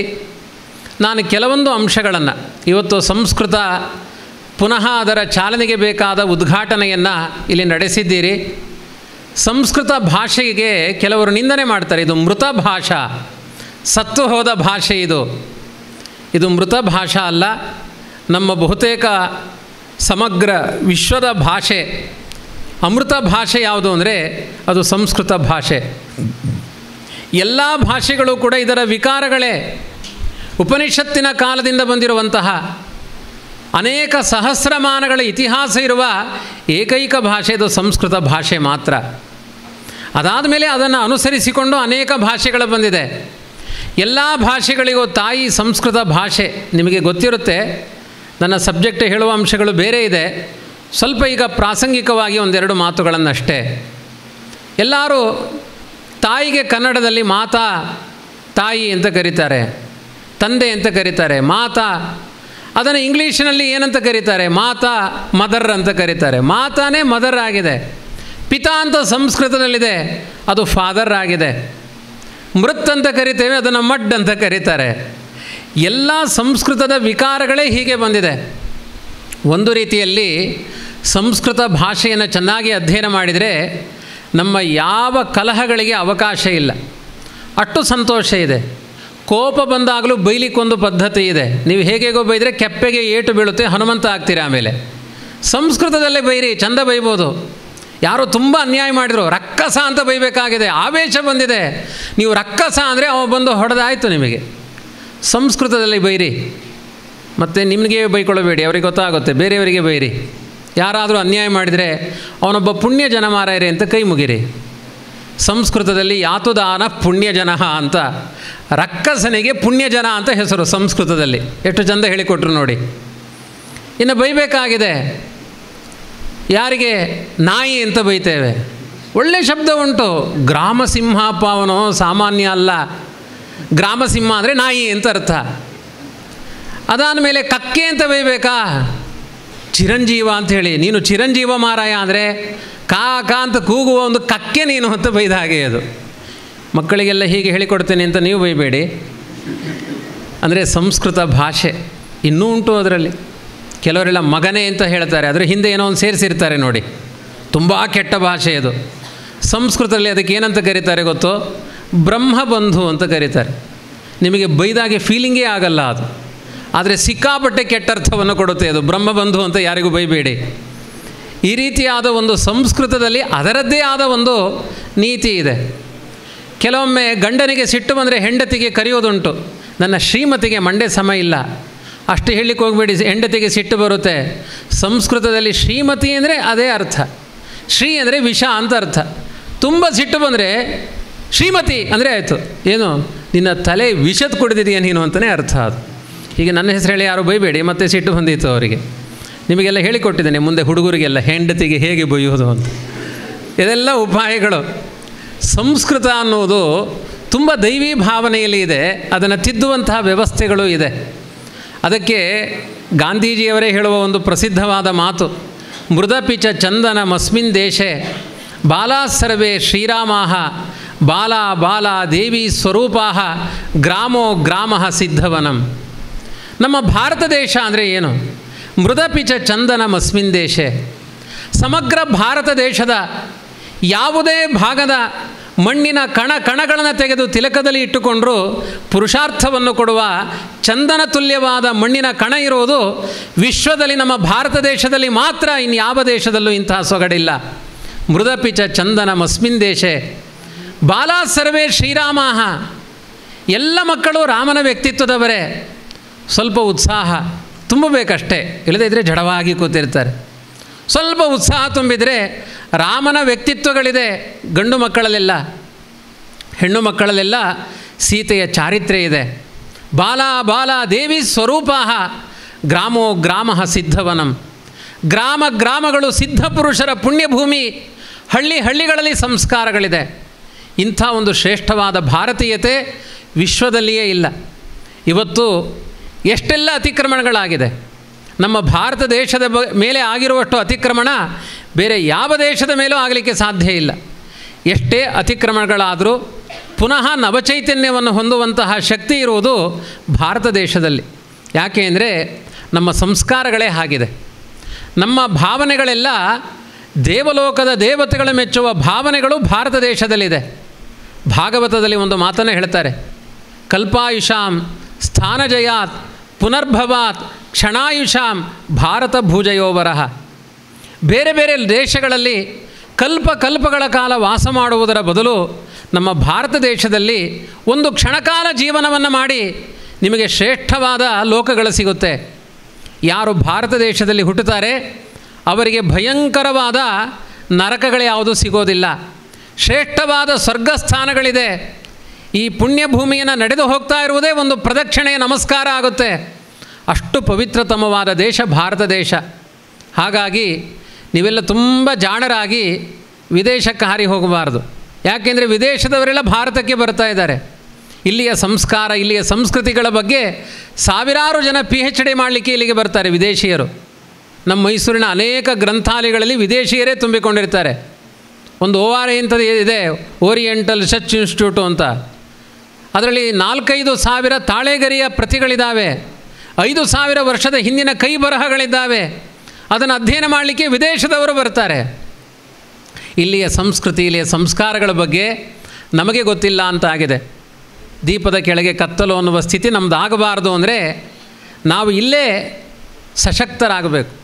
ತಂದೆ ತಾಯಿಗಳನ್ನು ಗೌರವಿಸಿಕೊಂಡು ಮನೆಯನ್ನೇ ಮಂತ್ರಾಲಯ ಮಾಡಿಕೊಂಡು ಒಂದು ಸುಂದರವಾದ ಭಾವನಾತ್ಮಕವಾದ ಜೀವನವನ್ನು ಮಾಡುವುದೇ ಇದು ಭಾರತೀಯತೆ. ಇದರ ಬಗ್ಗೆ ಯಾವುದೇ ರೀತಿಯಾದ ಗೊಂದಲಗಳಿಲ್ಲ. ಈಗಾಗಲೇ ಇಸ್ಲಾಂ ಧರ್ಮ, ಕ್ರೈಸ್ತ ಧರ್ಮದ ಬಗ್ಗೆ ಪ್ರಾಸ್ತಾವನೆಯ ನುಡಿಗಳಲ್ಲಿ ನಮ್ಮ ಸಂಸ್ಕೃತ ವಿದ್ವಾಂಸರು ಮಾತನಾಡಿದರು. ನಾನು ಅದರ ಬಗ್ಗೆ 1-2 ಅಭಿಪ್ರಾಯಗಳನ್ನು ಹಂಚಿಕೊಳ್ಳಬೇಕು. ಅವರ ಬಗ್ಗೆ ನಮಗೇನು ಕಹಿ ಇಲ್ಲ, ನಮ್ಮ ಬಗ್ಗೆ ನಮಗೆ ಗೌರವ ಇದೆ, ಎಚ್ಚರಗಳಿದೆ. ನೋಡಿ, ತುಂಬ ಗಲಾಟೆಗಳಾಯಿತು ಯಾವುದ್ಯಾವುದೋ ಸಂಗತಿಗಳ ಬಗ್ಗೆ. ಅವರು ಹಿಜಾಬ್ ಹಾಕ್ಕೊಳ್ತಾರೆ, ಅದನ್ನು ತಡಿಬೇಕು, ತಡಿಬಾರ್ದು. ನಮ್ಮ ಭಾರತೀಯ ಮೌಲ್ಯಗಳೇನು ಗೊತ್ತಾ? ಪ್ರತಿಯೊಬ್ಬರಿಗೂ ಸ್ವಾತಂತ್ರ್ಯ ಕೊಟ್ಟಿದ್ದೇವೆ. ಬಹುತೇಕ 100 ಧರ್ಮಗಳಿಗೆ ಭಾರತ ದೇಶದಲ್ಲಿ ಕೊಟ್ಟಿರುವಷ್ಟು ಸ್ವಾತಂತ್ರ್ಯವನ್ನು ವಿಶ್ವದಲ್ಲಿ ಯಾವ ದೇಶದಲ್ಲೂ ಕೊಟ್ಟಿಲ್ಲ. ಹಾಗಿದ್ರೂ ನಮ್ಮ ಭಾರತೀಯತೆ ನಾಶ ಆಗಲ್ಲ. ನಮ್ಮ ಸಂಸ್ಕಾರಗಳು ಬೇರೆ, ಅವರ ಸಂಸ್ಕಾರಗಳು ಬೇರೆ. ವಾಸ್ತವಿಕವಾಗಿ ಅವರು ಬುರ್ಕಾ ಹಾಕ್ಕೊಳ್ತಾರೆ, ಅದು ಒಳ್ಳೆಯದೇ ನೀತಿ. ಯಾಕೆ ಅಂದರೆ ತನ್ನ ಸೌಂದರ್ಯವನ್ನು ಬೇರೆ ಪರಪುರುಷನಿಗೆ ತೋರಿಸಬಾರದು, ಅದು ತನ್ನ ಗಂಡನಿಗೇ ಸೀಮಿತವಾದದ್ದು ಅನ್ನುವ ಭಾವ ಅವರಲ್ಲಿದೆ. ಹಾಗಾದರೆ ನಮ್ಮ ಭಾರತೀಯರಾದ ಹಿಂದೂಗಳಲ್ಲಿ ಆ ಸಂಸ್ಕಾರ ಇಲ್ವಾ? ನಾಳೆಯಿಂದ ನೀವು ಒಂದು ಕರಿ ಬಟ್ಟೆ ಹಾಕ್ಕೊಂಡು ಬಂದರೆ ಯಾರಿಗೆ ಪಾಠ ಮಾಡಬೇಕು? ಇವರೆಲ್ಲ ಅಧ್ಯಾಪಕರು. ನಾನು ಅದರ ಬಗ್ಗೆ ಕಹಿ ಮಾತುಗಳನ್ನು ಆಡ್ತಾ ಇಲ್ಲ. ನಮ್ಮಲ್ಲಿ ಈ ಸಂಸ್ಕಾರಗಳಿಲ್ವಾ? ಅದಕ್ಕೆ ನಮ್ಮ ವೇದವ್ಯಾಸರೇವರು ಹೇಳ್ತಾರೆ, ಮುಖ ಎಲ್ಲ ಕರಿ ಮಾಡಿಕೊಂಡು ಬಟ್ಟೆ ಹಾಕ್ಕೊಳ್ಬೇಕಾಗಿಲ್ಲ, ಕಣ್ಣಿಗೆ ಕಾಡಿಗೆ ಹಚ್ಚಿಕೊಳ್ಳಿ ಹೆಣ್ಮಕ್ಕಳು, ಇನ್ನೊಬ್ಬರನ್ನು ನೋಡಿದ ದೋಷ ಇನ್ನೊಬ್ಬರು ನೋಡುವ ದೋಷಗಳು ಪರಿಹಾರ ಆಗುತ್ತೆ ಅಂತ ಸೂಕ್ಷ್ಮ ಸೂಚನೆಯನ್ನು ಕೊಟ್ಟಿದ್ದಾರೆ. ಕಣ್ಣಿಗೆ ಕಾಡಿಗೆ ಸಾಕು, ಕಜ್ಜಲವನ್ನು ಧಾರಣೆ ಮಾಡಿ. ಇವತ್ತೆಲ್ಲ ವಿದೇಶಿಯ ಸಂಸ್ಕಾರಗಳು ಬಂದಿದೆ. ಆದರೆ ನಮ್ಮ ಪ್ರಾಚೀನ ಸಂಸ್ಕಾರ ಏನು? ಹೆಣ್ಮಕ್ಕಳಿಗೆ ತುಂಬ ಒತ್ತಡದಲ್ಲಿ ಕರ್ಮಗಳನ್ನು ಮಾಡ್ತಾ ಇರ್ತೇವೆ. ಕೈ ತುಂಬ ಬಳೆ ಹಾಕ್ಕೊಳ್ಳಿ, ಬಾಯಲ್ಲಿ ನೂರಾರು ಮಂತ್ರಗಳನ್ನು ಹೇಳೋದು ಬೇಡ. ನಿಮ್ಮ ಕೈ ಬಳೆಯ ಶಬ್ದ ದೇವರಿಗೆ ವೇದ ಮಂತ್ರ ಪಠನ ಮಾಡಿದ ಪುಣ್ಯ ಬರುತ್ತೆ ಅಂತ ಹೇಳಿದ್ದಾರೆ. ಇವತ್ತು ಮಕ್ಕಳಿಗೆ ಕೈ ಎತ್ತಿ ಕೈಯಾಡಿಸಿ ನಿಮ್ಮ ಗ್ಲಾಸಿನ ಬಳೆಗಳು ಎಷ್ಟು ಅಳ್ಳಾಡುತ್ತೆ ನೋಡುವ ಅಂತ ಪರೀಕ್ಷೆ ಮಾಡುವ ಎದೆಗಾರಿಕೆ ನಮಗಿಲ್ಲ. ಅಂತಹ ಸ್ಥಿತಿ ಇದೆ. ನಿಮ್ಮಲ್ಲಿರ್ಬೋದು ಕೆಲವರಲ್ಲಿ ಕೈ ಬಳೆ ತೊಟ್ಟಿಕೊಳ್ಳುವುದು ಅದು ಹೇಡಿತನದ ಸಂಕೇತ ಅಲ್ಲ, ಅದು ಧರ್ಮದ ಸಿಂಬಲ್. ಅದು ಇದೆಲ್ಲ ನಮ್ಮ ಸಂಸ್ಕಾರಗಳು. ಕಾಲಿಗೆ ಗೆಜ್ಜೆ ಹಾಕ್ಕೊಳ್ಳಿ, ಯಾಕೆಂದರೆ ಹೊಸ್ತಿಲಿನಲ್ಲಿ ದುರ್ಗಾದೇವಿ ಇರ್ತಾಳೆ. ನಿಮ್ಮ ಕಾಲು ಪವಿತ್ರವಾಗುವುದು ಗೆಜ್ಜೆಯನ್ನು ಧಾರಣೆ ಮಾಡಿದ್ರಿಂದ. ಇನ್ನು ಹುಡುಗರು ಕೇಳ್ತಾರೆ, ಹಾಗಾದರೆ ನಾವು ಹೊಸ್ತಿಲು ದಾಟಬೇಕಾ ಬೇಡವಾ ಅಂತ. ತುಂಬ ಜಾಣ ಇದ್ದೀರಿ ನೀವು, ಗೊತ್ತಾಯಿತು ನನಗೆ. ಕಾಲಿಗೆ ಅವ್ರಿಗೆ ಗೆಜ್ಜೆ ಹಾಕ್ಕೊಳ್ಬೇಕಾಗಿಲ್ಲ. ಪುರುಷರ ಕಾಲಿನಲ್ಲಿ ಒಂದು ಸನ್ನಿಧಾನ ಇದೆ, ಸ್ತ್ರೀಯರ ಕಾಲಿನಿಂದ ತಲೆಯ ತನಕ ಸನ್ನಿಧಾನಕ್ಕೆ ಅನೇಕ ಲಕ್ಷ್ಮಿಯ ಪ್ರತೀಕಗಳಿದೆ. ಸಿಂಧೂರವನ್ನು ಹಣೆಗೆ ಧಾರಣೆ ಮಾಡಬೇಕು, ಕಿವಿಗೆ ಓಲೆ, ಮೂಗುತಿ, ಕೈಗೆ ಬಳೆ, ಕಾಲಿಗೆ ಗೆಜ್ಜೆ. ಒಂದು ಪುರಾಣದಲ್ಲಿ ಹೇಳ್ತಾರೆ, ಒಂದೊಂದು ಕಡೆ ಒಬ್ಬೊಬ್ಬರಿಗೆ ಪಾವಿತ್ರ್ಯ ಇದೆಯಂತೆ. ಈ ಪುಚ್ಚೆಗಳಿಗೆಲ್ಲ ಪುಚ್ಚೆ ಮೈಲಿಗೆ, ಪುಚ್ಚೆಯ ಒಂದು ರೋಮ ಹೊಟ್ಟೆಗೆ ಹೋಯಿದರೆ ಭಯಂಕರ, ಅದು ಪಾಯ್ಸನ್ ಅಂತೆ. ಅದು ಪುಚ್ಚೆ ಮುಟ್ಟಿದರೆ ಕೈ ತೊಳ್ಕೊಳ್ಳಿ, ಕೆಟ್ಟ ರೋಗಗಳು ಬರುತ್ತೆ, ಹೊಟ್ಟೆಯಲ್ಲಿ ಜೀರ್ಣಶಕ್ತಿ ಕಡಿಮೆ ಆಗುತ್ತೆ. 5 ದಿನ ಪುಚ್ಚೆಯನ್ನು ತೊಡೆ ಮೇಲೆ ಇಟ್ಟುಕೊಂಡು ಊಟ ಮಾಡಿ, ಮತ್ತು ನಿಮ್ಮ ಆರೋಗ್ಯ ಎಲ್ಲ ಹೊರಟೋಗುತ್ತೆ. ಮತ್ತು ಪುಚ್ಚೆ ಕಂಡ್ರೆ ಹೊಡಿಲಿಕ್ಕೆ ಹೋಗಬೇಡಿ, ಕೈ ತೊಳ್ಕೊಳ್ಳಿ ಅಂತ ಹೇಳಿದೆ. ಆದರೆ ಆ ಪುಚ್ಚೆಯ ನಾಲಿಗೆಯಲ್ಲಿ ಒಂದು ಸನ್ನಿಧಾನ ಇದೆ, ವಾಯುದೇವರ ಸನ್ನಿಧಾನ ಇದೆ. ಆ ಪುಚ್ಚೆ ಒಂದು ಹಾಲನ್ನು ಪಾನ ಮಾಡಿದರೆ ಅದು ಹಾಲು ಪವಿತ್ರ, ಅದು ಮೈಲಿಗೆ ಎಲ್ಲ ಚೆಲ್ಲಬೇಕಾಗಿಲ್ಲ. ನಾಲಿಗೆಯಿಂದ ಯಾವುದೇ ಹಾನಿ ಇಲ್ಲ ಪುಚ್ಚೆಯ ಹಾನಿಯಲ್ಲಿ. ಕುದುರೆಗಳು ಕೂತ್ಕೊಳ್ಳೋದೇ ಇಲ್ಲ, ಹುಟ್ಟಿನಿಂದ ಸಾಯೋ ತನಕ ಕುದುರೆ ಕೂತ್ಕೊಳ್ಳೋದಿಲ್ಲ. ಅದಕ್ಕೆ ಕಾಲಿನಲ್ಲಿ ಒಂದು ವಾಯುದೇವರ ಸನ್ನಿಧಾನ ಉಂಟು. ಕುದುರೆ ಕೂತಿದೆ ಅಂದರೆ ಅದು ಸಾಯ್ತು ಅಂತಲೇ ಅರ್ಥ. ಅದಕ್ಕೆ ಅನಾರೋಗ್ಯ ಬಂತು ಅಂತ ಅರ್ಥ. ಅದಕ್ಕೆ ಕಾಲಿನಲ್ಲಿ ಸನ್ನಿಧಾನ ಇದೆ. ಕತ್ತೆಗಳು, ಅದನ್ನು ಮೈಲಿಗೆ ಅಂತ ಹೇಳಬೇಡಿ, ಅದರ ಬೆನ್ನಿನಲ್ಲಿ ಒಂದು ವಾಯುದೇವರ ಸನ್ನಿಧಾನ ಇದೆ. ಹಾಗಾಗಿ ಹಿಂದೆಲ್ಲ ಮಡಿವಾಳರು ಅಂತಿದ್ರು, ಬಟ್ಟೆ ಮಡಿ ಮಾಡೋರು. ಯಾರ್ಯಾರ್ದೋ ಮನೆಯ ಸೂತಕದ ಬೈಲಿಗೆ ಬಟ್ಟೆಗಳು ಎಲ್ಲ ಮಡಿವಾಳನಿಗೆ ಕೊಡೋದು. ಅವನು ಕತ್ತೆಯ ಬೆನ್ನಿನ ಮೇಲೆ ಹಾಕಿದರೆ ಅದೆಲ್ಲ ಮಡಿ ಆಗುತ್ತೆ, ಅದಕ್ಕೆ ಅವನಿಗೆ ಮಡಿ ಮಾಡುವ ಮಡಿವಾಳ ಅಂತ. ಇವತ್ತೆಲ್ಲ ಆ ಸಂಸ್ಕಾರಗಳು ಹೋಗಿದೆ. ಧರ್ಮಶಾಸ್ತ್ರದಲ್ಲಿ ಹೇಳ್ತಾರೆ, ಕತ್ತೆಯ ಬೆನ್ನು ಮಡಿ, ಕುದುರೆಯ ಕಾಲು ಮಡಿ, ಪುಚ್ಚೆಯ ನಾಲಿಗೆ ಮಡಿ, ಒಂದೊಂದಕ್ಕೆ ಒಂದೊಂದು ಮಡಿ. ಆದರೆ ಕಾಲಿನಿಂದ ಮುಡಿಯ ತನಕ ಮಡಿಮಡಿಯಾದ ವ್ಯಕ್ತಿತ್ವ ನಮ್ಮ ಭಾರತ ನಾರಿಯರದ್ದು ಅಂತ ವೇದವ್ಯಾಸದೇವರು ಹೇಳ್ತಾರೆ. ಕಾಲಿನಿಂದ ತಲೆಯ ತನಕ ಪಾವಿತ್ರ್ಯವನ್ನು ಹೊತ್ತವರು ನಮ್ಮ ಹೆಣ್ಣುಮಕ್ಕಳು ಅಂತ. ಅವರ ಬಗ್ಗೆ ಇಷ್ಟು ಗೌರವದ ಮಾತುಗಳು ನಮ್ಮ ವೇದ, ಇತಿಹಾಸ, ಪುರಾಣ ಸಾಹಿತ್ಯಗಳಲ್ಲಿ ಇದೆ. ಇದೆಲ್ಲ ಸಂಸ್ಕಾರಗಳು. ಹಾಗಾಗಿ ತಲೆಯ ಕೇಶಗಳನ್ನೆಲ್ಲ ಕಟ್ ಮಾಡಬೇಡಿ, ಜಡೆ ಹಾಕ್ಕೊಳ್ಳಿ, ಗಂಗಾ ಯಮುನೆಯ ಸನ್ನಿಧಾನ ಇದೆ. ಇದೆಲ್ಲ ಯಾವ ಜಾತಿಗೆ ಸಂಬಂಧಪಟ್ಟದ್ದಲ್ಲ, ಭಾರತೀಯತೆಗೆ ಸಂಬಂಧಪಟ್ಟದ್ದು. ಯಾವುದೇ ಹೆಣ್ಣಿನ ದೇವಾಲಯಗಳಿಗೆ, ಲಕ್ಷ್ಮೀ, ದುರ್ಗೆ ದೇವಸ್ಥಾನಗಳಿಗೆ ಹೋದರೆ ಅವರೇನು ಬಾಬ್ ಕಟ್ ಮಾಡಿಕೊಂಡಿರಲ್ಲ, ಚಂದ ಜಡೆ ಹಾಕ್ಕೊಂಡಿರ್ತಾರೆ. ಇದು ನಮ್ಮ ಭಾರತೀಯತೆ. ನಾನೊಂದು ತಮಿಳುನಾಡಿನ ಒಂದು ಶಾಲೆಗೆ ಹೋಗಿದ್ದೆ. 800 ಜನ ಹೆಣ್ಣುಮಕ್ಕಳು, ಪ್ರತಿಯೊಬ್ಬರೂ 2 ಜಡೆ ಹಾಕ್ಕೊಂಡು, ಪ್ರತಿಯೊಬ್ಬರ ತಲೆಯಲ್ಲೂ ಮಲ್ಲಿಗೆ ಹೂವು. ಆ ಪುಷ್ಪವನ್ನು ತಲೆಯಲ್ಲಿ ಮುಡಿದುಕೊಂಡ್ರೆ ಪುಷ್ಣಾತಿ ಜ್ಞಾನಂ ಇತಿ ಪುಷ್ಪಂ, ಅದರ ವ್ಯಾಖ್ಯಾನ ಮಾಡಿದ್ದಾರೆ. ಜ್ಞಾನವನ್ನು ಅರಳಿಸುವ ಶಕ್ತಿ ಆ ಪುಷ್ಪಗಳಿಗಿದೆ. ಎಷ್ಟು ಚಂದದ ಪುಷ್ಪಗಳಿದ್ದಾವೆ ಈ ಪ್ರಾಂತ್ಯದಲ್ಲಿ. ಆ ಮಲ್ಲಿಗೆ ಹೂವುಗಳು ಅದರ ಭಾವನೆಗಳನ್ನು ಅರಳಿಸುತ್ತೆ. ಅದು ಭಾವನೆಯನ್ನು ಕೆರಳಿಸುವಂಥ ವೇಷಭೂಷಣಗಳನ್ನು ಧಾರಣೆ ಮಾಡಬೇಡಿ. ಇದೆಲ್ಲ ಸ್ತ್ರೀಯರಿಗೆ ಸಂಬಂಧಪಟ್ಟಂತಹ ಅನೇಕ ಮೌಲ್ಯಗಳನ್ನು ನಾವು ಅರ್ಥ ಮಾಡಿಕೊಳ್ಬೇಕಾಗಿದೆ. ಇವತ್ತೇನಾಗಿದೆ, ನಮ್ಮ ಸಂಸ್ಕಾರಗಳೆಲ್ಲ ವ್ಯತ್ಯಾಸ ಆಗಿದೆ. ತುಂಬ ಬಡವರು ಯಾರಿದ್ದಾರೆ, ಮಧ್ಯಮ ವರ್ಗದವರು ಮೈ ತುಂಬ ಬಟ್ಟೆ ಹಾಕ್ಕೊಳ್ತಾರೆ. ಶ್ರೀಮಂತರು ಯಾರಿದ್ದಾರೆ ಅವ್ರ ಮೈಯಲ್ಲಿ ಬಟ್ಟೆ ಕಾಣೋದೇ ಇಲ್ಲ, ಅದೊಂದು ಶೋಕಿ. ಈಗೆಲ್ಲ ಹೊಸ ಹೊಸ ಟೈಲ್ ಬರುತ್ತೆ. ಈಗ ನಿಮಗೆ ಶಾಲೆಯ ಕೋಡ್ ಉಂಟು, ಚೆಂದ ಇದ್ದೀರಿ. ಶಾಲೆ ಬಿಟ್ಟರೆ ಹಾಕ್ಕೊಳ್ಳುವ ಬಟ್ಟೆಗಳೇ ಬೇರೆ ಆಗುತ್ತೆ. ಕೆಲವೊಂದೆಲ್ಲ ಶೂಟ್ ಮಾಡಿರ್ತಾರೆ, ಮಧ್ಯೆ ಮಧ್ಯೆ ಎಲ್ಲ ಕಿಂಡಿ ಕಿಟಿಕಿ ಎಲ್ಲ ಇರುತ್ತೆ. ಅದು ಸ್ಟೈಲ್, ಅದು ತುಂಬ ವೈಭವಗಳದು. ಇದೆಲ್ಲ ಸಂಸ್ಕಾರಗಳು ನಮ್ಮದು, ನಮ್ಮ ಭಾರತೀಯತೆ ಅಲ್ಲ. ಅವರಿಗೆ ಹಾಕ್ಕೊಳ್ಳಿಕ್ಕೆ ಬಟ್ಟೆ ಇರೋದಿಲ್ಲ ಶ್ರೀಮಂತರಿಗೆ. ಒಳ್ಳೆಯ ಅನ್ನ ತಿನ್ನೋದಿಲ್ಲ, ಯಾಕೆಂದರೆ ಶುಗರ್ ಪೇಷಂಟ್ ಆಗಿರ್ತಾರೆ. ಅವರು ತಿನ್ನೋದು ಮುದ್ದೆ ಅನ್ನ. ಎಲ್ಲ ಬಡವರ ಜೀವನ ಅವರದ್ದು. ಮನೆ ಮುಂದೆ ನಾಯಿ ಇದೆ ಎಚ್ಚರಿಕೆ ಅಂತ ಬೋರ್ಡ್ ಹಾಕಿರ್ತಾರೆ. ಇದು ನಮ್ಮ ಸಂಸ್ಕಾರ ಅಲ್ಲ. ನಮ್ಮ ಸಂಸ್ಕಾರ ಏನು?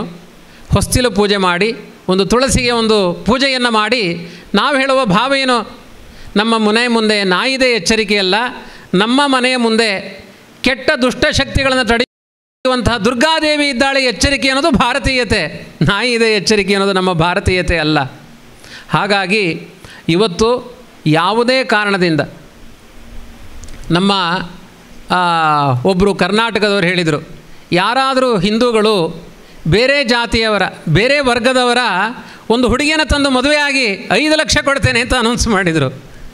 ಇಂಥ ಅನ್ಯಾಯಗಳಿಗೆ ತುತ್ತಾಗಬೇಡಿ, ಮೋಸಕ್ಕೆ ತುತ್ತಾಗಬೇಡಿ. ಹಿಂದೂ ಧರ್ಮವನ್ನು ರಕ್ಷಣೆ ಮಾಡುವಂಥ ಹೊಣೆಗಾರಿಕೆ ಮುಂದಿನ ಯುವ ಸಮಾಜಕ್ಕೆ ಇದೆ.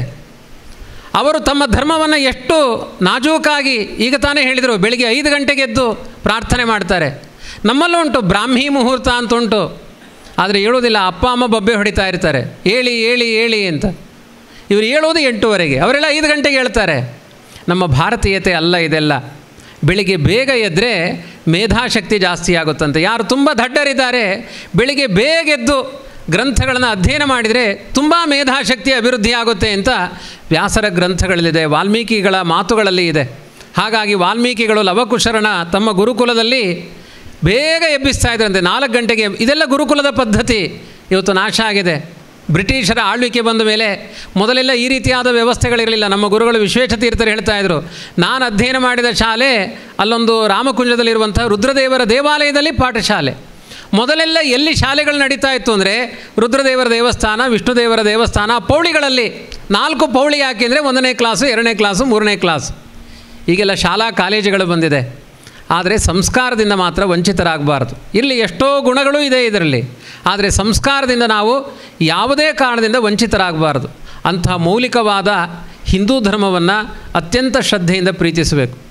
ಅವರು ತಮ್ಮ ಹಬ್ಬಗಳು ಬಂತು ಅಂದರೆ ಬೆಳಿಗ್ಗೆಯಿಂದ ಸಂಜೆ ತನಕ ಉಪವಾಸ ಇರ್ತಾರೆ, ಅಲ್ಲಿಯ ತನಕ ಏನೂ ತಿನ್ನೋದಿಲ್ಲ. ಆದರೆ ನಮ್ಮಲ್ಲಿ 15 ದಿನಕ್ಕೊಮ್ಮೆ ಏಕಾದಶಿಯ ಪದ್ಧತಿ ಇದೆ, ಯಾರೂ ಅದರ ಬಗ್ಗೆ ಗಮನ ಹರಿಸೋದಿಲ್ಲ. ಉಪವಾಸ ವ್ರತ ಇದೆ, ಎಲ್ಲ ಉಪಹಾರವೇ ತಿಂತಾರೆ ಹೊರತು ಉಪವಾಸ ಕೂತ್ಕೊಳ್ಳೋದಿಲ್ಲ. ಅದು ದೇಹಕ್ಕೆ ಮಾಡುವ ಒಂದು ಸರ್ವೀಸ್ ಮಾಡಿ, ಅದರಿಂದ ನಿಮಗೆ ದೈಹಿಕವಾದ ಬಲಗಳು ಬರುತ್ತೆ. ಹೀಗೆ ತುಂಬ ವಿಚಾರಗಳಿದ್ದಾವೆ. ಇನ್ನೊಂದು ದೊಡ್ಡ ಆಕ್ಷೇಪ ಏನು ಅಂದರೆ, ಅಲ್ಲ ಅವರಿಗೆಲ್ಲ ಒಬ್ಬ ದೇವರಿದ್ದಾರೆ, ಹಿಂದೂಗಳಲ್ಲಿ ಹಾಗಿಲ್ಲಲ್ಲ. ಕೆಲವರು ಶಿವ ಅಂತಾರೆ, ಕೆಲವರು ಗಣಪತಿ ಅಂತಾರೆ, ಕೆಲವರು ವಿಷ್ಣು ಅಂತಾರೆ. ನೀವೇನು ತಲೆ ಕೆಡಿಸಿಕೊಳ್ಬೇಡಿ. ದೈವ ಒಂದೇ. ಇಷ್ಟಂ ದೈವಂ ಶ್ರಿಯಪತಿ.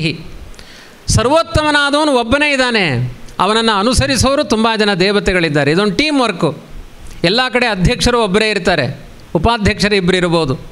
ಹಾಗೆ ಸರ್ವೋತ್ತಮನಾದವನು ವಿಷ್ಣು, ಅವನ ಮಗ ಬ್ರಹ್ಮ, ಅವನ ಮಗ ರುದ್ರ, ಅವನ ಪರಿವಾರ ದೇವತೆಗಳು. ಹೀಗೆ ಎಲ್ಲ ಪರಿವಾರತೆಯ ಗ್ರಾಹ್ಯ ಅಪಿ ವಿಷ್ಣು ಪ್ರಧಾನತಃ. ಜಗತ್ತನ್ನಾಳುವ ದೊರೆ. ಸುಮ್ಮನೆ ನೀವು ಆಲೋಚನೆ ಮಾಡಿ, ಮಕ್ಕಳು ನೀವೆಲ್ಲ ಜಾಣ ಇದ್ದೀರಿ, ಹಾಗೆ ಆಲೋಚನೆ ಮಾಡಿ. ಸಪ್ತಕ್ಷೇತ್ರಗಳು ನಮ್ಮ ಭಾರತ ದೇಶದ್ದು. ಅಯೋಧ್ಯ, ಮಥುರಾ, ಮಾಯಾ, ಕಾಶಿ, ಕಾಂಚಿ, ಅವಂತಿಕಾಪುರಿ, ದ್ವಾರಾವತಿ, ಸಪ್ತೈತೆ ಮೋಕ್ಷದಾಯಕ ಅಂತ. ಅಯೋಧ್ಯೆಯಲ್ಲಿ ಯಾರಿದ್ದಾರೆ? ಶ್ರೀರಾಮಚಂದ್ರ ಇದ್ದಾನೆ. ಮಥುರೆಯಲ್ಲಿ ಯಾರಿದ್ದಾರೆ? ಕೃಷ್ಣ ಇದ್ದಾನೆ. ಮಾಯಾ ಅಂದರೆ ಇವತ್ತಿನ ಹರಿದ್ವಾರ, ಅಲ್ಲಿ ತ್ರಿವಿಕ್ರಮನ ದೇವಾಲಯ ಇದೆ. ಕಾಶಿಯಲ್ಲಿ ಯಾರಿದ್ದಾರೆ? ಬಿಂದು ಮಾಧವ್ ಇದ್ದಾನೆ, ಜೊತೆಗೆ ವಿಶ್ವನಾಥ ಇದ್ದಾನೆ. ದ್ವಾರಾವತಿಯಲ್ಲಿ ಯಾರಿದ್ದಾರೆ? ಕೃಷ್ಣನೇ ಇದ್ದಾನೆ. ಹೀಗೆ ಪುರಿ, ಜಗನ್ನಾಥ ಇದ್ದಾನೆ. ಎಲ್ಲ ಕಡೆ ಸರ್ವಶಕ್ತನಾದ ವಿಷ್ಣುವಿನ ಆಲಯಗಳೇ ಇದ್ದಾವೆ. ಅವನನ್ನು ಅನುಸರಿಸಿಕೊಂಡು ಎಲ್ಲ ದೇವತೆಗಳಿದ್ದಾರೆ. ಹಾಗಾಗಿ ಏಕೋ ದೇವ ಸರ್ವಭೂತೇಶು ಗೂಢಃ. ಕೃಷ್ಣನು ಗೀತೆಯಲ್ಲಿ ಹೇಳ್ತಾನೆ, ಈಶ್ವರ ಸರ್ವಭೂತಾನಾಂ ಹೃದ್ದೇಶೇ ಅರ್ಜುನ ತಿಷ್ಠತಿ. ಎಲ್ಲರ ಹೃದಯದಲ್ಲಿ ನಾನೇ ವಾಸ ಮಾಡಿಕೊಂಡಿದ್ದೇನೆ ಅಂತ ದೇವರು ಹೇಳಿದ್ದಾನೆ. ಇದಾದ ಮೇಲೆ ಕೆಲವು ನಮಗೆ ಪ್ರಶ್ನೆ ಬರುತ್ತೆ, ಅಲ್ಲ ಇದೆಲ್ಲ ಸಂಸ್ಕಾರಗಳು, ದೇವರು, ಧರ್ಮಗಳೆಲ್ಲ ಆಯಿತು, ದೇವರು ಇದ್ದಾನ ಇಲ್ವಾ ಅಂತ ಪ್ರಶ್ನೆ. ನಮಗೆ ದೆವ್ವದ ಅನುಭವವೇ ಬರ್ತಾ ಇಲ್ಲ. ಮುಂಚೆ ಎಲ್ಲ ಹೇಳ್ತಾಯಿದ್ರು, ಆ ಬ್ರಹ್ಮರಕ್ಕಸ ಕಲ್ಲು ಬಿಸಾಡುತ್ತೆ, ನನಗೆ ಕಾಲಿಗೆ ತಾಗುತ್ತೆ ಅಂತ. ಈಗ ಯಾವ ಬ್ರಹ್ಮರಕ್ಕಸರು ಕಣ್ಣಿಗೆ ಕಾಣಲ್ಲ, ಮನುಷ್ಯರೇ ಕಾಣೋದು. ಈಗ ದೆವ್ವಗಳೇ ಕಾಣಲ್ಲ, ದೇವರೆಲ್ಲಿದ್ದಾನೆ ಅಂತ ಪ್ರಶ್ನೆ. ನೋಡಿ, ಕಣ್ಣಿಗೆ ಕಾಣೋದು ಮಾತ್ರ ಸತ್ಯ ಅಲ್ಲ. ಕಣ್ಣಿಗೆ ನನ್ನ ಅಜ್ಜನ ಅಪ್ಪ ಕಣ್ಣಿಗೆ ಕಾಣ್ತಾ ಇಲ್ಲ, ಇದ್ದ ಅನ್ನೋದು ಸತ್ಯವೇ. ಆದರೆ ಅವನು ಅವತ್ತಿದ್ದ, ಇವತ್ತೂ ಇದ್ದಾನೆ ದೇವರು. ಎಲ್ಲಿದ್ದಾನೆ? ನೀವೆಲ್ಲ ಸೈನ್ಸ್ ಓದ್ತಾ ಇದ್ದೀರಿ. ಹಾಲಿನಲ್ಲಿ ಬೆಣ್ಣೆ, ತುಪ್ಪ ಇದೆಯಾ ಇಲ್ವಾ? ಹಾಲಿನ ಕಣಕಣಗಳಲ್ಲಿ ಬೆಣ್ಣೆ ತುಪ್ಪ ಇದೆಯಾ ಇಲ್ಲವೋ? ಒಂದು ಪಾತ್ರೆಯಲ್ಲಿ ಹಾಲು ಹಾಕಿದರೆ ಬೆಣ್ಣೆ ಎಲ್ಲಿದೆ? ಹಾಲು ಎಲ್ಲಿದೆ ಅಲ್ಲೆಲ್ಲ ಬೆಣ್ಣೆ ಇದೆ, ಅಲ್ಲೆಲ್ಲ ತುಪ್ಪದ ಕಣಗಳಿದೆ. ಹಾಲಿನ ಕಣಕಣಗಳಲ್ಲಿ ತುಪ್ಪ ಇದೆ. ಯಾಕೆ ಕಾಣಿಸ್ತಾ ಇಲ್ಲ? ಹಾಲಿನಲ್ಲಿ ಬೆಣ್ಣೆ ಇದೆ ಅಂತ ಕಾಣಿಸ್ತಾ ಇಲ್ಲ ಕಣ್ಣಿಗೆ. ಚಂದ ಮಾಡಿ ಅದನ್ನು ಮಥನ ಮಾಡಿದರೆ ಕಣ್ಣಿಗೆ ಕಾಣಿಸುತ್ತೆ. ಹಾಗೆ ದೇವರು ಅನ್ನುವುದು ವಿಚಾರದಿಂದ ನೀವು ಮಥನ ಮಾಡಿದರೆ ದೇವರು ಅನ್ನುವ ಅಂಶ ನಿಮ್ಮ ಕಣ್ಣಿಗೆ ಕಾಣುತ್ತೆ. ಆದ್ದರಿಂದ ಅತ್ಯಂತ ಶ್ರೇಷ್ಠವಾದ ಆ ಭಗವಂತನ ಚಿಂತನೆಯ ಬಗ್ಗೆ ಇವತ್ತೊಂದು ನರಸಿಂಹಾವತಾರ ಅಂತ ಪಿಕ್ಚರೇ ಬಂದಿದೆ. ದೊಡ್ಡ ಗಲಾಟೆ ಹಿರಣ್ಯಕಶಿಪುವಿಗೂ ಪ್ರಹ್ಲಾದನಿಗೂ. ಪ್ರಹ್ಲಾದ ಹೇಳ್ತಾನೆ ಎಲ್ಲ ಕಡೆ ದೇವರಿದ್ದಾನೆ ಅಂತ. ಹಿರಣ್ಯಕಶಿಪು ಹೇಳ್ತಾನೆ ದೇವರು ಇಲ್ಲ, ದೆವ್ವವೂ ಇಲ್ಲ, ನಾನೇ ದೇವರು ಅಂತಾನೆ, ನನ್ನನ್ನು ಬಿಟ್ಟು ಯಾವ ದೇವರು ಅಂತ. ಆ ಚರ್ಚೆಯಲ್ಲಿ ಕಂಬದಲ್ಲಿ ದೇವರಿದ್ದಾನ ಅಂತ ಪ್ರಶ್ನೆ ಮಾಡ್ತಾನೆ ಹಿರಣ್ಯಕಶಿಪು. ದೇವರಿಲ್ಲದೆ ಇರುವ ಜಾಗವೇ ಇಲ್ಲ, ಅಣುರೇಣು ತೃಣಕಾಷ್ಟ ಪರಿಪೂರ್ಣ ಗೋವಿಂದ, ಎಲ್ಲ ಕಡೆ ದೇವರಿದ್ದಾನೆ. ಹಾಗಾದರೆ ಕಂಬದಲ್ಲಿಲ್ವಾ? ಕಂಬದಿಂದ ಮೂಡಿ ಬಂದ ದೇವರು. ಹಾಗಾಗಿ ದೇವರನ್ನು ವಿಚಾರ ಮಾಡಲಿಕ್ಕೆ ಮನುಷ್ಯ ಯೋನಿಯಲ್ಲಿ ಮಾತ್ರ ಆಗುತ್ತೆ, ಮನುಷ್ಯರಿಂದ ಮಾತ್ರ ಸಾಧ್ಯ, ಪ್ರಾಣಿ ಪಕ್ಷಿಗಳಿಗೆ ಆಗಲ್ಲ. ನಿಮ್ಮಲ್ಲಿ ಒಂದು ಸುಮ್ಮನೆ ಪ್ರಶ್ನೆ ಕೇಳ್ತೇನೆ. ಮನುಷ್ಯರಿಗೆ 3 ಸೃಷ್ಟಿ ಪ್ರಧಾನವಾಗಿ ಬ್ರಹ್ಮದೇವರದ್ದು. ಒಂದು ಮಾನವರ ಸೃಷ್ಟಿ, ಒಂದು ಗಿಡಮರಗಳ ಸೃಷ್ಟಿ, ಮತ್ತೊಂದು ಪ್ರಾಣಿ ಪಕ್ಷಿಗಳ ಸೃಷ್ಟಿ. ಗಿಡಮರಗಳ ತಲೆ ಎಲ್ಲಿದೆ? ಮೇಲಿದೆಯಾ ಕೆಳಗಿದೆಯಾ? ಕೆಳಗ ಮೇಲ? ಕೆಳಗಿದೆ ಗಿಡಮರಗಳ ತಲೆ. ಯಾಕೆಂದರೆ ಮೇಲೆ ಗಿಡಗಳನ್ನು ಕಡಿದು ಹಾಕಿದರೆ ಚಿಗುರುತ್ತೆ, ಅದು ಮಂಡೆ ಕಡಿದ್ರೆ ಚಿಗರಲ್ಲ ಅದು. ಹಾಗಾಗಿ ಅದರ ತಲೆ ನೆಲದಲ್ಲಿ ಇದೆ. ಪ್ರಾಣಿ ಪಕ್ಷಿಗಳ ತಲೆ ಎಲ್ಲಿದೆ? ಮೇಲಿದೆಯಾ ಕೆಳಗಿದೆಯಾ? ಮಧ್ಯದಲ್ಲಿದೆ, ಮೇಲೂ ಇಲ್ಲ ಕೆಳಗೂ ಇಲ್ಲ. ತಿರಿಯಕ್ ಅಂತ ಕರೀತಾರೆ. ಅಂದರೆ ಅದರ ತಲೆ ಇರೋದೇ ಹೊಟ್ಟೆ ತುಂಬಿಸಲಿಕ್ಕೆ, ಹೊಟ್ಟೆಗೆ ಸಮಾನ ಭಾಗದಲ್ಲಿ ಇದೆ. ಮಾನವರ ತಲೆ ಮೇಲಿದೆಯಾ ಕೆಳಗಿದೆಯಾ ಕೇಳಬೇಕಾಗಿಲ್ಲ, ತುಂಬ ಮೇಲುಂಟು ಮಂಡೆ. ತಲೆ ಹೇಗಿದೆ ಆಲೋಚನೆ ಮಾಡಿ. ನೀವು ಇವತ್ತು ಮನೆಗೆ ಹೋಗಿ ಒಮ್ಮೆ ಆಲೋಚನೆ ಮಾಡಿ, ನಿಮ್ಮ ತಲೆ ಹೇಗಿದೆ? ತಲೆ ಹೇಗಿದೆ ಅಂದರೆ ಹೀಗುಂಟು ಅಂತ. ಹಾಗಲ್ಲ, ನಿಮ್ಮ ತಲೆಯಲ್ಲಿ ಪಂಚ ಜ್ಞಾನೇಂದ್ರಿಯಗಳಿದೆ. ಕಣ್ಣು ಇದು ಜ್ಞಾನ ಕೊಡುವ ಇಂದ್ರಿಯ, ಪುಸ್ತಕ ಓದಿದರೆ ಜ್ಞಾನ ಬರುತ್ತೆ. ಕಿವಿ ಕೇಳಿಸಿಕೊಂಡ್ರೆ ಜ್ಞಾನ ಬರುತ್ತೆ. ಮೂಗು ಇದು ಪರಿಮಳಗಳ ಜ್ಞಾನ ಬರುತ್ತೆ. ಇದರಿಂದ ಯಾವುದು ಇದು ಕೆಟ್ಟ ವಾಸನೆ, ದುರ್ವಾಸನೆ, ಸುವಾಸನೆ ಜ್ಞಾನ ಬರುತ್ತೆ. ಜಿಹ್ವೆ ನಾಲಿಗೆ ರುಚಿಗಳ ಜ್ಞಾನ ಬರುತ್ತೆ, ಉಪ್ಪು ಹುಳಿ ಖಾರ ಎಲ್ಲ ಜ್ಞಾನ ಬರುತ್ತೆ. ತ್ವಗಿಂದ್ರಿಯ ಮುಟ್ಟಿದರೆ ಜ್ಞಾನ ಬರುತ್ತೆ, ಇದು ಒಳ್ಳೆಯದ ಕೆಟ್ಟದ್ದ, ಬಿಸಿಯ ತಂಪ ಎಲ್ಲ ಜ್ಞಾನ ಬರುತ್ತೆ.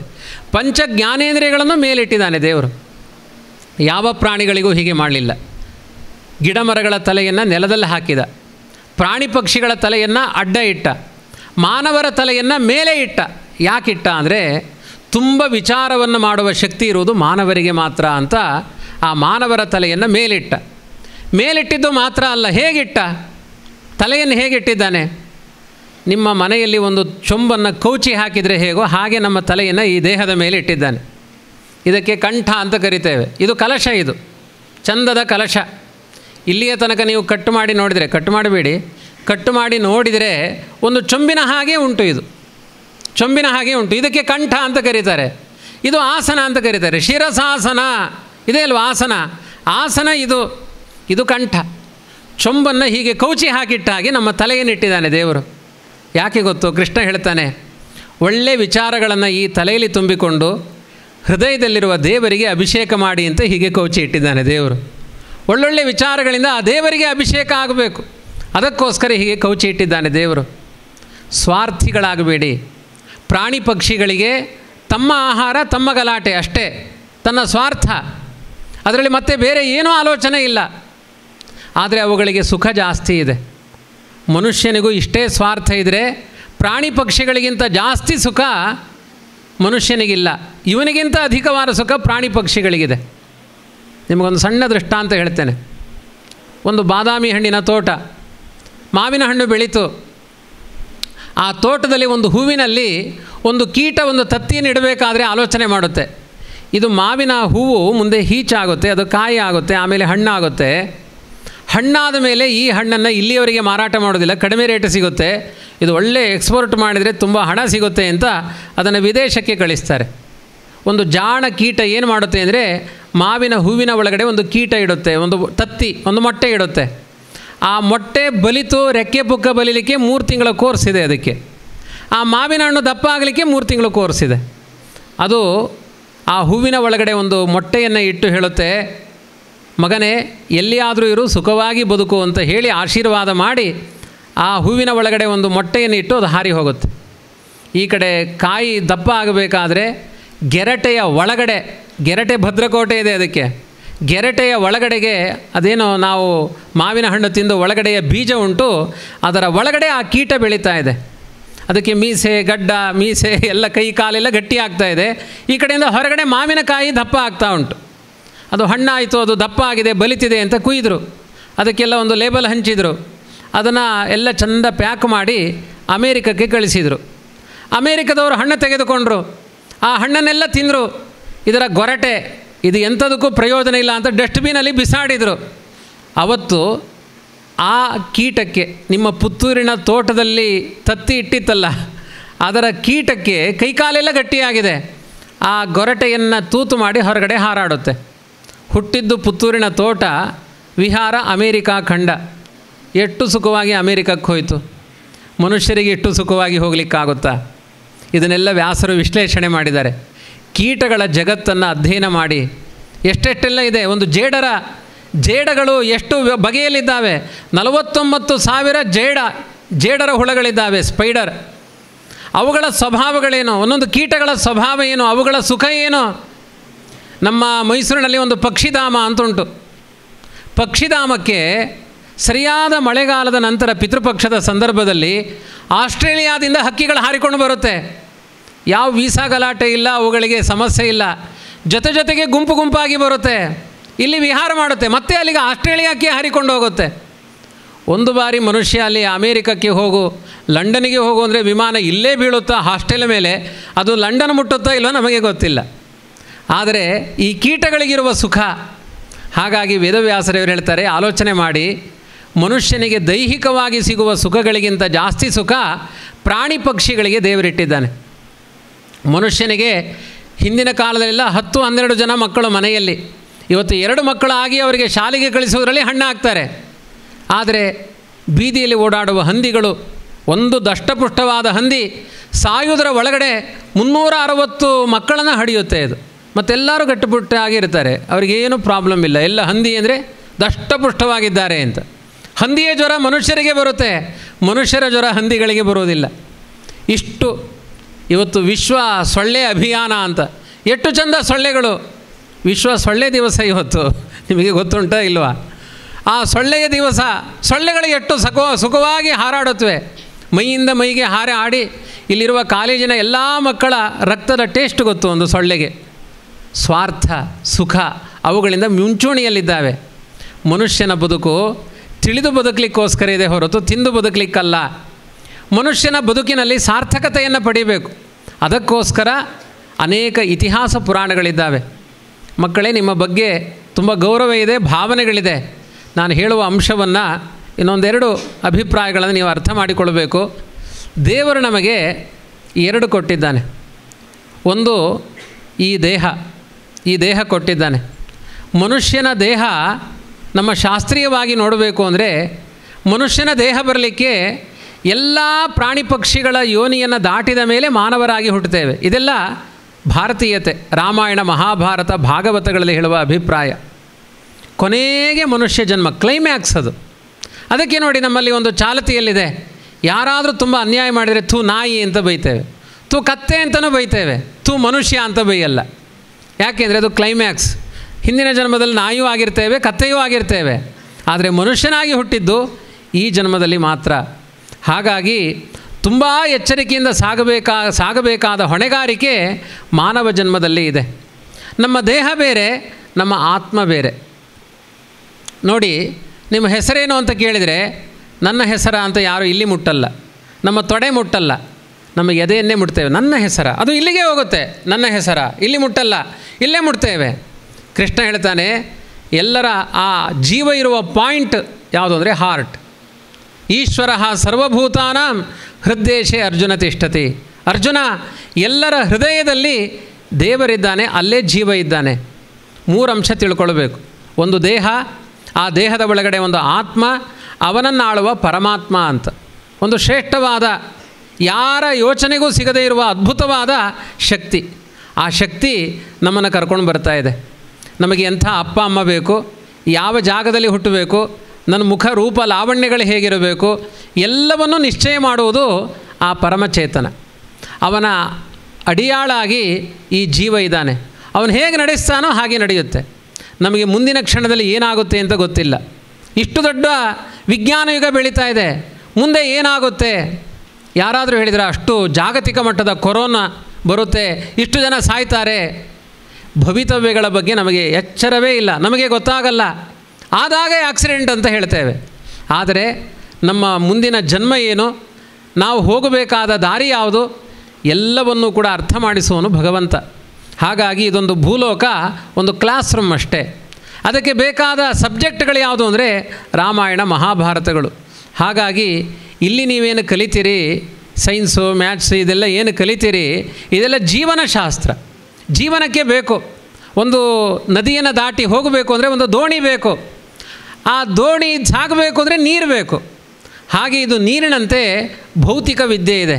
ಇಲ್ಲಿ ಹೇಳಿಕೊಡುವ ಎಲ್ಲ ವಿದ್ಯೆಗಳು ಕೂಡ ನಮ್ಮ ಜೀವನಕ್ಕೆ ತುಂಬ ಅಗತ್ಯ ಇದೆ. ಆದರೆ ಎರಡು, ಒಂದು ನನ್ನ ದೇಹ, ನನ್ನೊಂದು ಆತ್ಮ. ಈ ವಿದ್ಯೆ ದೇಹಕ್ಕೆ ಸುಖವನ್ನು ಕೊಡ್ಬೋದು, ಆತ್ಮನಿಗೆ ಸುಖ ಕೊಡಲಿಕ್ಕಾಗಲ್ಲ. ಇದಕ್ಕೆ ಬೋಟ್ ಹೋಗ್ತಾ ಇದೆ ಅನ್ನಲಿಕ್ಕೆ ನೀರು ಬೇಕು, ಆದರೆ ಆ ದೋಣಿ ಹೋಗಲಿಕ್ಕೆ ಬೇಕಾದ ನೀರು ದೋಣಿಯ ಒಳಗೆ ಬಂದರೆ ದೋಣಿ ಮುಳುಗಿ ಹೋಗುತ್ತೆ. ಹಾಗೆ ಲೋಕದ ವಿದ್ಯೆ ನಮ್ಮ ಬದುಕಲ್ಲ, ನಮ್ಮ ಬದುಕಿಗೆ ಲೋಕದ ವಿದ್ಯೆಯ ಸಹಕಾರ ಇದೆ. ನಮಗೆ ಬೇಕಾದ ವಿದ್ಯೆ ಯಾವುದು? ಅಧ್ಯಾತ್ಮ ವಿದ್ಯೆ, ಅದು ದೇವರ ವಿದ್ಯೆ. ಅಂದರೆ ಪರಲೋಕ ಇದೆ.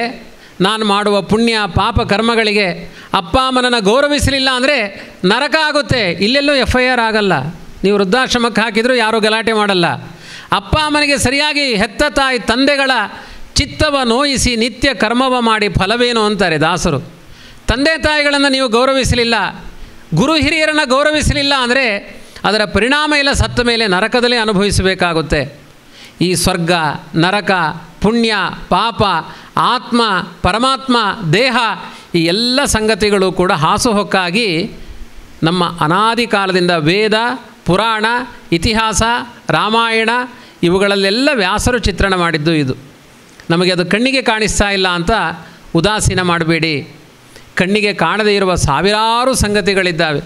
ಎಷ್ಟೋ ಸಂಗತಿಗಳು ಕಣ್ಣಿಗೆ ಕಾಣಲ್ಲ. ಪ್ರತ್ಯಕ್ಷವಾಗಿ ಕಾಣೋದು ಮಾತ್ರ ಸತ್ಯ ಅಂತ ಹೇಳಿದರೆ ಅದನ್ನು ಚಾರ್ವಾಕವಾದ ಕಮ್ಯುನಿಸ್ಟ್ವಾದ ಅಂತ ಅದನ್ನು ನಿಷೇಧ ಮಾಡಿದ್ದಾರೆ. ಕಣ್ಣಿಗೆ ಕಾಣದೇ ಇರುವಂತಹ ತುಂಬ ಸಂಗತಿಗಳಿದ್ದಾವೆ. ಅದರ ಬಗ್ಗೆ ನಮಗೆ ಎಚ್ಚರ ಇರಬೇಕು. ಹಾಗಾಗಿ ನಮ್ಮ ಬದುಕಿನ ಮೌಲ್ಯಗಳಲ್ಲಿ ಸ್ವಾರ್ಥಗಳನ್ನು ಬಿಡಬೇಕು. ಒಂದು ವ್ಯಾಸರು ಒಂದು ಕಡೆ ಒಂದು ಮಾತನ್ನು ಹೇಳ್ತಾರೆ. ಅನೇಕ ಪ್ರಾಣಿ ಪಕ್ಷಿಗಳಿದ್ದಾವೆ, ಕೆಲವು ಕಾಗೆಗಳು, ಕೆಲವು ಮಂಗಗಳು, ಕೆಲವು ನಾಯಿಗಳು. ಯಾರ್ಯಾರಿಗೆ ಯಾವ ಯಾವ ಯೋನಿಗಳು ಬರುತ್ತೆ, ಯಾವ ಕರ್ಮ ವಿಪಾಕದಿಂದ ಅಂತ ತುಂಬ ದೊಡ್ಡ ಕರ್ಮದ ಸಿದ್ಧಾಂತ ಇದೆ, ಗಹನಾ ಕರ್ಮಣೋಗತಿ ಅಂತ. ಅದರಲ್ಲಿ ವ್ಯಾಸರು ಹೇಳ್ತಾರೆ, ಕಾಗೆಗಳು ಯಾಕೆ ಆಗಿ ಹುಟ್ಟುತ್ತವೆ? ಕಾಗೆಗಳಾಗಿ ಹುಟ್ಟಲಿಕ್ಕೆ ಕಾರಣ ಏನು ಗೊತ್ತೋ? ಈ ಜನ್ಮದಲ್ಲಿ ದೇವರು ಸಂಪತ್ತನ್ನು ಕೊಟ್ಟಾಗ, ಮನೆಯ ತುಂಬ ತಿನ್ನಲಿಕ್ಕೆ ಆಹಾರ ಪದಾರ್ಥಗಳಿದ್ದಾಗ ಬಾಗಿಲು ಹಾಕಿ ಸ್ವಾರ್ಥಿಗಳಾಗಿ ನಾವು ಮಾತ್ರ ತಿಂದರೆ ಇನ್ನೊಂದು ಜನ್ಮದಲ್ಲಿ ಕಾಗೆಗಳಾಗಿ ಹುಟ್ಟುತ್ತೇವಂತೆ. ಅದಕ್ಕೆ ಕಾಗೆಗೆ ನೆನಪಿರುತ್ತಂತೆ, ನಾನು ಹಿಂದಿನ ಜನ್ಮದಲ್ಲಿ ಬೇಕಾದಷ್ಟು ಸಂಪತ್ತಿತ್ತು, ಯಾರಿಗೂ ಕೊಡದೆ ತಿಂದಿದ್ದೇನೆ ಅಂತ ಎಚ್ಚರ ಕಾಗೆಗಳಿಗಿದೆ. ಅದಕ್ಕೆ ಯಾವುದೇ ಕಾಗೆಗಳಿಗೆ ಆಹಾರ ಹಾಕಿದರೆ ಒಂದೇ ಕಾಗೆ ತಿನ್ನಲ್ಲ, ಕಾ ಕಾ ಕಾ ಅಂತ ಕರೆಯುತ್ತಂತೆ. ಅದು ಯಾಕೆ ಕರೆಯುತ್ತೆ ಅಂದರೆ ಕೊಡದೆ ತಿಂದ ಪಾಪದ ನೆನಪಿದೆ ಅದಕ್ಕೆ ಕರೆದು ಕೊಟ್ಟು ತಿನ್ನುತ್ತೆ. ಅದು ಆ ಕೆಲಸ ಮೊದಲೇ ಮಾಡಿದರೆ ಕಾಗೆ ಜನ್ಮದಲ್ಲಿ ಹುಟ್ಟೋದಿಲ್ಲ ಅಂತ ವ್ಯಾಸರು ಉಪದೇಶ ಮಾಡ್ತಾರೆ. ಹಾಗೆ ಪ್ರತಿಯೊಂದಕ್ಕೂ ನಾನು ಒಂದು ದೃಷ್ಟಾಂತವನ್ನು ಹೇಳಿದೆ.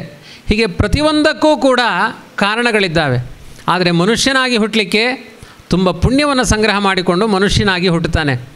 ಈ ಮನುಷ್ಯ ಜನ್ಮದಲ್ಲಿ ತಪ್ಪುಗಳನ್ನು ಮಾಡಿದರೆ ಮತ್ತೆ ಘೋರವಾದ ಶಿಕ್ಷೆಗಳಿಗೆ ತುತ್ತಾಗುತ್ತಾರೆ. ಪ್ರಧಾನವಾದ ಕರ್ತವ್ಯ ಮಾನವರಿಗೆ ನಾನಾ ಜನಸ್ಯ ಶುಶ್ರೂಷ ಕರ್ಮಾಕ್ಯ ಕರವನ್ವಿತೇಹೇ ಅಂತ. ಎಷ್ಟು ಸಾಧ್ಯವೋ ಇನ್ನೊಬ್ಬರಿಗೆ ಉಪಕಾರಿಗಳಾಗಿ ಬದುಕಬೇಕು. ಉಪದ್ರವ ಅಂತೂ ಕೊಡಲೇಬಾರದು. ಕೊನೆಗೆ ಉಪಕಾರ ಮಾಡಲಿಕ್ಕಾಗಲ್ಲ ಅಂದರೆ ಒಂದು ದೀಕ್ಷೆ, ನನ್ನಿಂದ ಯಾರಿಗೂ ಉಪದ್ರವ ಆಗಲ್ಲ, ಆ ಸಂಕಲ್ಪ ಮಾಡಬೇಕು. ಇದನ್ನು ತುಂಬ ಪ್ರಧಾನವಾದ ಧರ್ಮ ಅಂತ ಉಪದೇಶ ಮಾಡಿದ್ದಾರೆ. ಒಂದು ಅರಣ್ಯದಲ್ಲಿ ಒಂದು ಹುಲಿ ಇತ್ತಂತೆ. ಆ ಹುಲಿ ಒಂದು ಜಿಂಕೆಯನ್ನು ಬೇಟೆ ಆಡಿತು. ಅದನ್ನು ಜಿಂಕೆಯ ಮಾಂಸವನ್ನೆಲ್ಲ ತಿಂದ ಮೇಲೆ ಅದರ ಕೆಕ್ಕಿಲಿನಲ್ಲಿ ಆ ಜಿಂಕೆಯ ಮೂಳೆ ಸಿಕ್ಕಿ ಬೀಳ್ತು. ಅದಕ್ಕೆ ತೆಗಿಲಿಕ್ಕಾಗ್ತಾ ಇಲ್ಲ, ಗಂಟಲಿನಲ್ಲಿ ಸಿಕ್ಕಾಕೊಂಡಿದೆ ಮೂಳೆ, ತೆಗಿಲಿಕ್ಕಾಗ್ತಾ ಇಲ್ಲ. ಅದು ಆಲೋಚನೆ ಮಾಡಿ ಒಂದು ಸರೋವರದ ಬಳಿ ಹೋಯ್ತಂತೆ. ಅಲ್ಲಿ ಒಂದು ಬಕಪಕ್ಷಿ ಇತ್ತು. ಅದರ ಬಳಿ ಹೋಗಿ ಕೇಳಿತು, ಬಕಪಕ್ಷಿ ನನಗೊಂದು ಉಪಕಾರ ಮಾಡ್ತೀಯಾ? ನಿನಗೊಂದು ದೊಡ್ಡ ಬಹುಮಾನ ಕೊಡ್ತೇನೆ. ಬಕಪಕ್ಷಿಗೆ ಅದರ ಕೊಕ್ಕು ಉದ್ದ ಇದೆ, ಬಕಪಕ್ಷಿ ಕೊಕ್ಕರೆ. ಅದು ಖುಷಿಯಾಯಿತು, ನನಗೆ ಹುಲಿ ಏನೋ ಬಹುಮಾನ ಕೊಡುತ್ತೆ ಅಂತ ಖುಷಿಯಾಯಿತು. ಆಯಿತು, ಏನು ಉಪಕಾರ ಮಾಡಲಿ? ನನ್ನ ಗಂಟಲಿನಲ್ಲಿ ಒಂದು ಮೂಳೆ ಸಿಕ್ಕಾಕೊಂಡಿದೆ, ಅದನ್ನು ತೆಗೆದು ಬಿಡು ಅಂತ ಹೇಳಿತು. ನಿನಗೆ ಬಹುಮಾನ ಕೊಡ್ತೇನೆ. ಅದು ತನ್ನ ಕೊಕ್ಕನ್ನು ಹಾಕಿ ಆ ಮೂಳೆಯನ್ನು ತೆಗೀತು. ಹುಲಿ ಏನೂ ಕೊಡಲಿಲ್ಲ, ಸೀದಾ ಹೋಯಿತು. ಆ ಕೊಕ್ಕರೆ ಹೋಗಿ ಕೇಳ್ತು, ಹುಲಿ ಏನೋ ಬಹುಮಾನ ಕೊಡ್ತೇನೆ ಅಂತ ಹೇಳಿದೆಯಲ್ಲ, ಏನೂ ಕೊಡದೆ ಹಾಗೇ ಹೋಗ್ತಾ ಇದೆ. ಅದಕ್ಕೆ ಆ ಹುಲಿ ಹೇಳುತ್ತೆ, ನನ್ನ ಬಾಯಿಯೊಳಗಡೆ ಮಂಡೆ ಇಟ್ಟು ಹೊರಗೆ ಬಂದವನು ನೀನು ಒಬ್ಬನೇ ಇತಿಹಾಸದಲ್ಲಿ. ನಿನಗೆ ಪ್ರಾಣದಾನ ಮಾಡಿದ್ದೇನೆ, ಹೊರಟು ಹೋಗು. ದೊಡ್ಡ ಬಹುಮಾನ ಅದೇ, ನಿನಗೆ ಉಪದ್ರವ ಕೊಡಲಿಲ್ಲಲ್ಲ, ಹೊರಟೋಗು.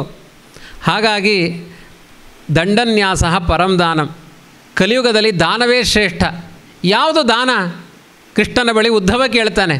ಕೃಷ್ಣ ಹೇಳ್ತಾನೆ, ಇನ್ನೊಬ್ಬರಿಗೆ ಉಪದ್ರವ ಕೊಡದೆ ಬದುಕುವುದೇ ನಿಜವಾದ ದಾನ, ಅದಕ್ಕಿಂತ ದೊಡ್ಡ ದಾನ ಇನ್ನೊಂದಿಲ್ಲ. ಹಾಗಾಗಿ ನಮ್ಮಿಂದ ಯಾರಿಗೂ ಹಿಂಸೆ ಆಗಬಾರ್ದು, ಯಾರಿಗೂ ವಿನಾಕಾರಣ ಅವರ ಮನಸ್ಸನ್ನು ಛೇಡಿಸುವುದು, ಗೇಲಿ ಮಾಡುವುದು, ಅವ್ರಿಗೆ ಉಪದ್ರವ ಕೊಡುವುದು, ಇದನ್ನು ಮಾಡಬೇಡಿ. ಅದರ ಪರಿಣಾಮಗಳನ್ನು ತುಂಬ ದೊಡ್ಡ ಪ್ರಮಾಣದಲ್ಲಿ ನಾವೇ ಅನುಭವಿಸಬೇಕಾಗುತ್ತೆ.